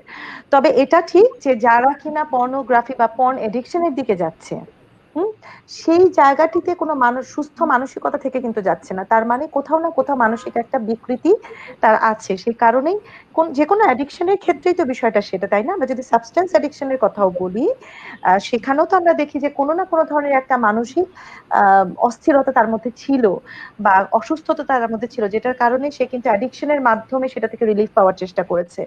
আরেকটা খুব ইম্পর্টেন্ট জিনিস যেটা ওয়ার্দা শুরু থেকে বলেছিল, যে আমাদের যে প্রপার সেক্স এডুকেশনের একটা অভাব আছে, এবং এই যে আমার যে পিউবার্টিতে যে ফিজিক্যাল চেঞ্জেস গুলো হচ্ছে, যেটা নিয়ে আমি কথা বলতে পারছি না, বা আমার যে ফিলিংস গুলা নিয়ে আমি ওপেনলি কথা বলার কোনো জায়গা নাই আমার।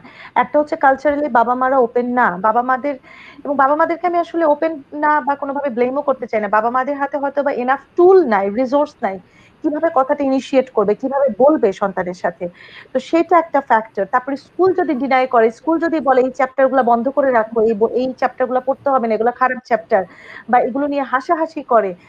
আমরা আরেকটা কথা অভি বলছিলেন না, যে আমরা খুব বিরক্ত হয়ে যাই কেন যখনই জেন্ডার ডিসক্রিমিনেশনের কথা হয়, বাবা মার এই রুমের সাইজ বা কিচেনের সাইজ। আরেকটা বিষয় আমাদের মধ্যে কাজ করে যে আমরা সব বিষয়েই আর্টিফিশিয়াল একটা সিরিয়াসনেস ক্যারি করতে চাই, আর্টিফিশিয়ালি আমরা ব্লক তৈরি করতে চাই, যেটা কোনো প্রয়োজনই নাই। খুব স্বাভাবিক সহজভাবেই কিন্তু আলোচনাগুলো করা যেতে পারে। These are part of our life, these are natural process, so we cannot ignore them, we cannot escape them, so why don't we talk about it? এবং কেন এত আমাদের অস্থিরতা, বা কেন এত আমাদের ভারী কি থাকতে হবে, বা এত সিরিয়াস হয়ে কেন কথা বলতে হবে সব বিষয়ে? কেন আমরা লাইটলি কথা বলতে পারি না? কেন আমরা সহজ ভাষায় কথা বলতে পারি না, যাতে করে ডিফারেন্ট এজ গ্রুপের যারা অডিয়েন্স আছে তাদের কাছে যাতে পৌঁছায় মেসেজগুলো? সেটা কেন করতে পারি না? যেমন সেক্স এডুকেশন নিয়ে একটা সিম্পল এক্সাম্পল দিই, আমি জানি সময় কম আছে, তারপরেও যেহেতু বিষয়টা উঠে এসেছে। বাচ্চারা যখন জিজ্ঞেস করে বাবা মাকে আমি কোথা থেকে আসছিলাম, একটা জেনারেশন ছিল তোমাকে হসপিটাল থেকে কিনে নিয়ে আসছিলাম, তারপরে হচ্ছে আমরা একটা বাবু নিয়ে আসবো বাইরে থেকে, মা আমি কিভাবে তোমার পেটে আসছিলাম। এখন বাচ্চারা তারও ইন্টেলিজেন্ট, এখন বলে আমি কিভাবে তোমার পেটে আসছিলাম। আমরা তখন বলি আল্লাহ আমার পেটের মধ্যে ঢুকাই দিচ্ছে, আমি একটা ওষুধ খাইছিলাম তখন। এই ধরনের কথাগুলো আসে প্যারেন্টসদের কাছ থেকে, আমরা শুনি। কিন্তু খুবই সিম্পলি আমরা বলতে পারি যে বাবা মা যখন চিন্তা করলো যে তারা তোমাকে চায় আনতে পৃথিবীতে, তারা তখন একজন আরেকজনকে ভালোবাসলো, they got intimate and you came here and I got you and I carry you in my, আমার পেটে আমি তোমাকে বড় করলাম। সেই কথাগুলো বলা যায় যে তুমি আমার চামির ভেতরে ছিল, আস্তে আস্তে বড় হয়েছো, আমি খাবার খেয়েছি, এই খাবার খেয়েছি যখন, সেখান থেকে তুমি খাবার পেয়েছো। খুব সিম্পলি বলা যাচ্ছে, এবং এই কোয়েশ্চেনটা যখন আমি বলে দিচ্ছি ক্লিয়ারলি আমার বাচ্চাকে, আমার বাচ্চা কিন্তু আরেকজনের কাছে যাবে না জিজ্ঞেস করতে। একদম সত্য কথা। ঠিক একইভাবে পিউবার্টির সময় আমার বাচ্চার যখন অনেক রকমের প্রশ্ন আছে, ভেরি ন্যাচারাল, হ্যাঁ, আমি তখন সেই প্রশ্নগুলোর উত্তর দিচ্ছি না, আমি বলছি তুমি এগুলো নিয়ে কথা বলতে আসছো কেন, এগুলা কি কথা বলবো, বা আমি একটা মানে ইনঅ্যাপ্রোপ্রিয়েট একটা রিয়াকশন দিয়ে হয়তো উঠে চলে গেলাম। আমার বাচ্চা তখন আরেকজনকে খুঁজে নিচ্ছে কথা বলার জন্য, ও একটা ইন্টারনেটে চলে যাচ্ছে, ও একটা সাইটে ঢুকে যাচ্ছে, এবং যে সাইটটা হতে পারে ওর জন্য ইনঅ্যাপ্রোপ্রিয়েট, ও এক্সপোজড হয়ে গেল, এবং সেখান থেকে অ্যাডিকশন গ্রো করতেও পারে। আমি এখানে শুরুটা যদি করে দিলাম আমি একটা ছোট উদাহরণ যোগ করতে চাই, আমার ক্লাসের একটা আলোচনার কথা বলতে চাই।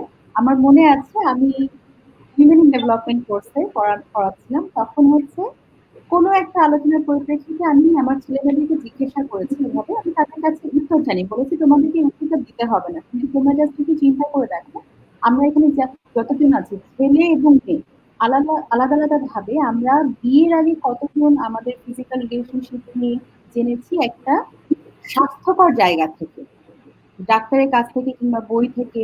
আমরা বেশিরভাগ ক্ষেত্রে জেনেছি হচ্ছে পর্ন থেকে কিংবা ফ্রেন্ডদের সাথে কথা বলে, স্বাস্থ্যকর কোনো জায়গা থেকে জানিনি। কতজন এরকম আছে, কেউ কেউ আবার হাতে তুলেছিল, খুব মজা হয়েছিল ক্লাসটা। কিন্তু এটা সত্য কথা যে প্রত্যেকটা ছেলেই আমাকে পরবর্তী সময় বিভিন্ন ক্ষেত্রে বলেছে যে তারা আসলে এই সম্পর্কে যা কিছু জেনেছে মূলত পর্ন থেকেই জেনেছে। এবং পর্ন নিয়ে আমাদের কথা এসেছে, সেখানে আমি ওয়ার্দা এবং অভিভাবকের সাথে একটা জিনিস অ্যাড করতে চাই। পর্ন ইন্ডাস্ট্রিটা কিন্তু তৈরি করা হয় মেল গেজকে, মেল গ্রুপটাকে টার্গেট করে মূলত। এবং সেই যখন যারা পর্ন নিয়ে পড়ালেখা করেছে তারা জানবেন যে যখন মেল গেজটাকে সামনে রেখে কাজ করা হয় তখন কিন্তু ওই পাওয়ার ডমিনেন্সটা খুব তীব্রভাবে ওখানে দেখানো হয় যে মেয়েটার উপরে ছেলেটার পাওয়ার আছে। এবং যখন এই বিষয়টা নিয়ে অনেকখানি নাড়াচাড়া কোনো একজন ছেলে কিংবা মেয়ে করে তাদের মধ্যে ওই সাইকোলজি জিনিসটা ইম্প্যাক্ট ফেলে যে পাওয়ারটাও কিন্তু পুরুষটার হাতে আছে একদম ইন্টিমেট সময়ের ক্ষেত্রে।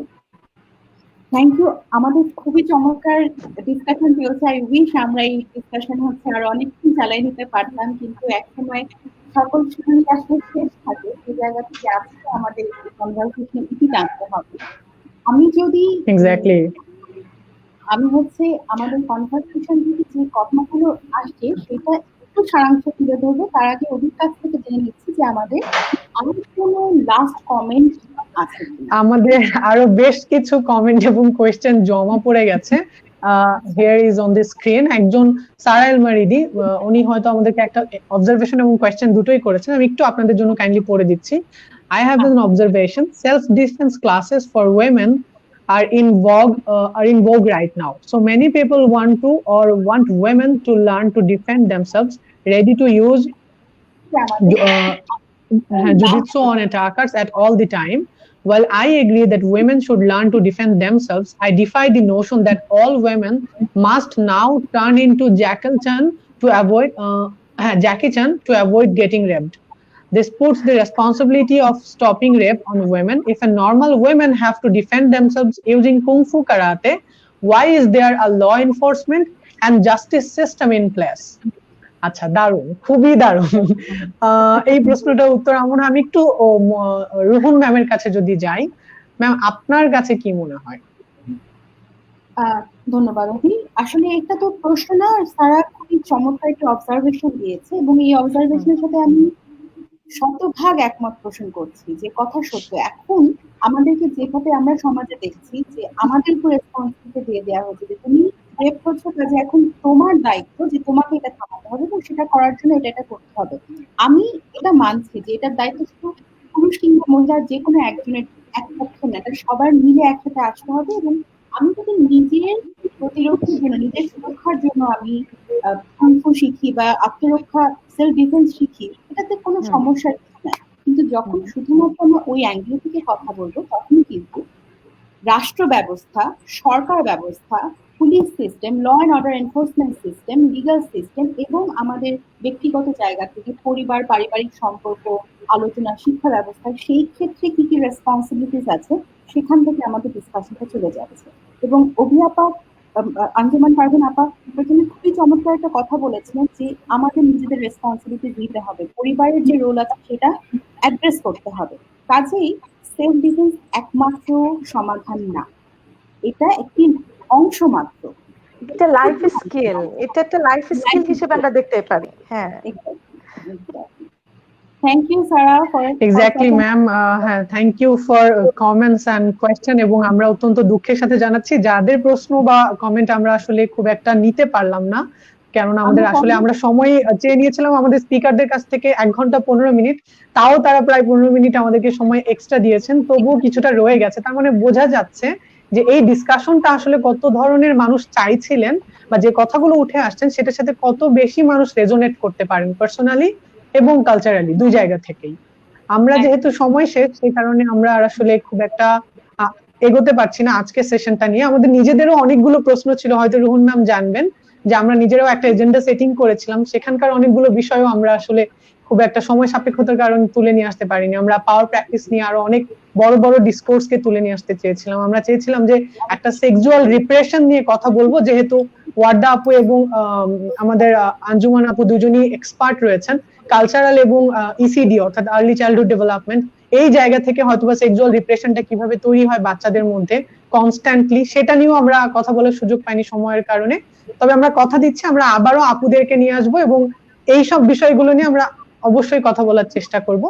কিন্তু এই মুহূর্তে যেহেতু আজকের সেশনে আমাদের সময় নেই, আমরা সময় অতিক্রম করে ফেলেছি, সকলকে অত্যন্ত অত্যন্ত মনের গহীন জায়গা থেকে কৃতজ্ঞতা এবং ধন্যবাদ জানিয়ে আমরা আমাদের সেশনকে শেষ করতে চাই। এবং একই সাথে আজকে আমার টিমে যারা ছিলেন, রুহুন ম্যাম তো সবসময় থাকেন, ছত্রছায়ার মতো থাকেন, একই সাথে আমার বন্ধু রাজুল হুদা দীপ্ত যিনি পর্দার পেছনে কাজ করছেন, আমার ছোট বোন who happens to be an intern of our team member Zarin Tasnim Nim, তাকেও ধন্যবাদ জানাই।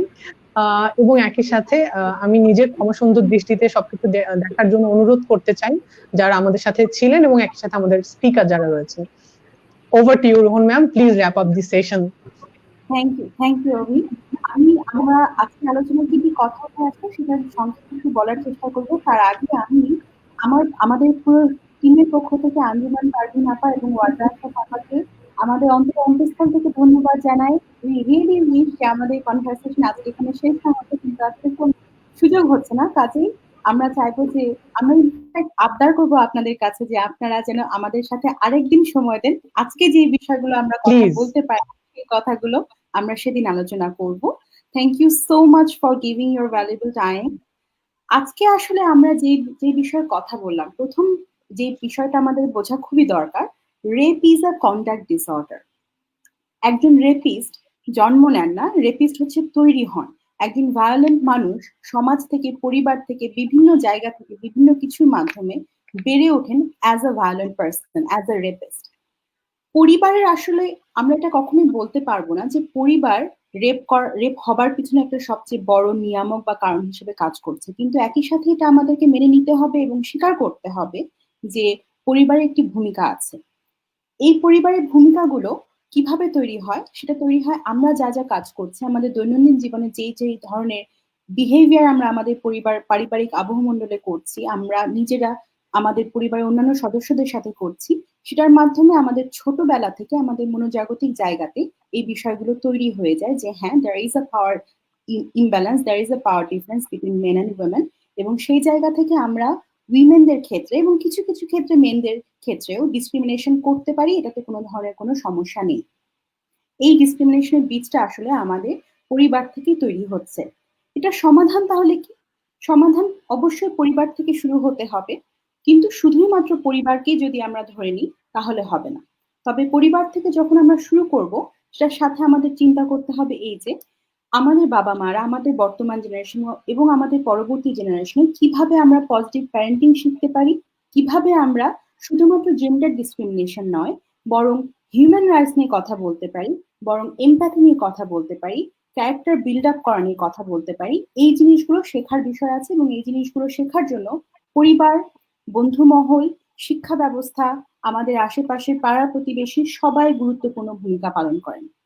গুরুত্বপূর্ণ ভূমিকা পালন করার ক্ষেত্রে যেটা প্রযোজ্য, ignorance is never a solution of any problem.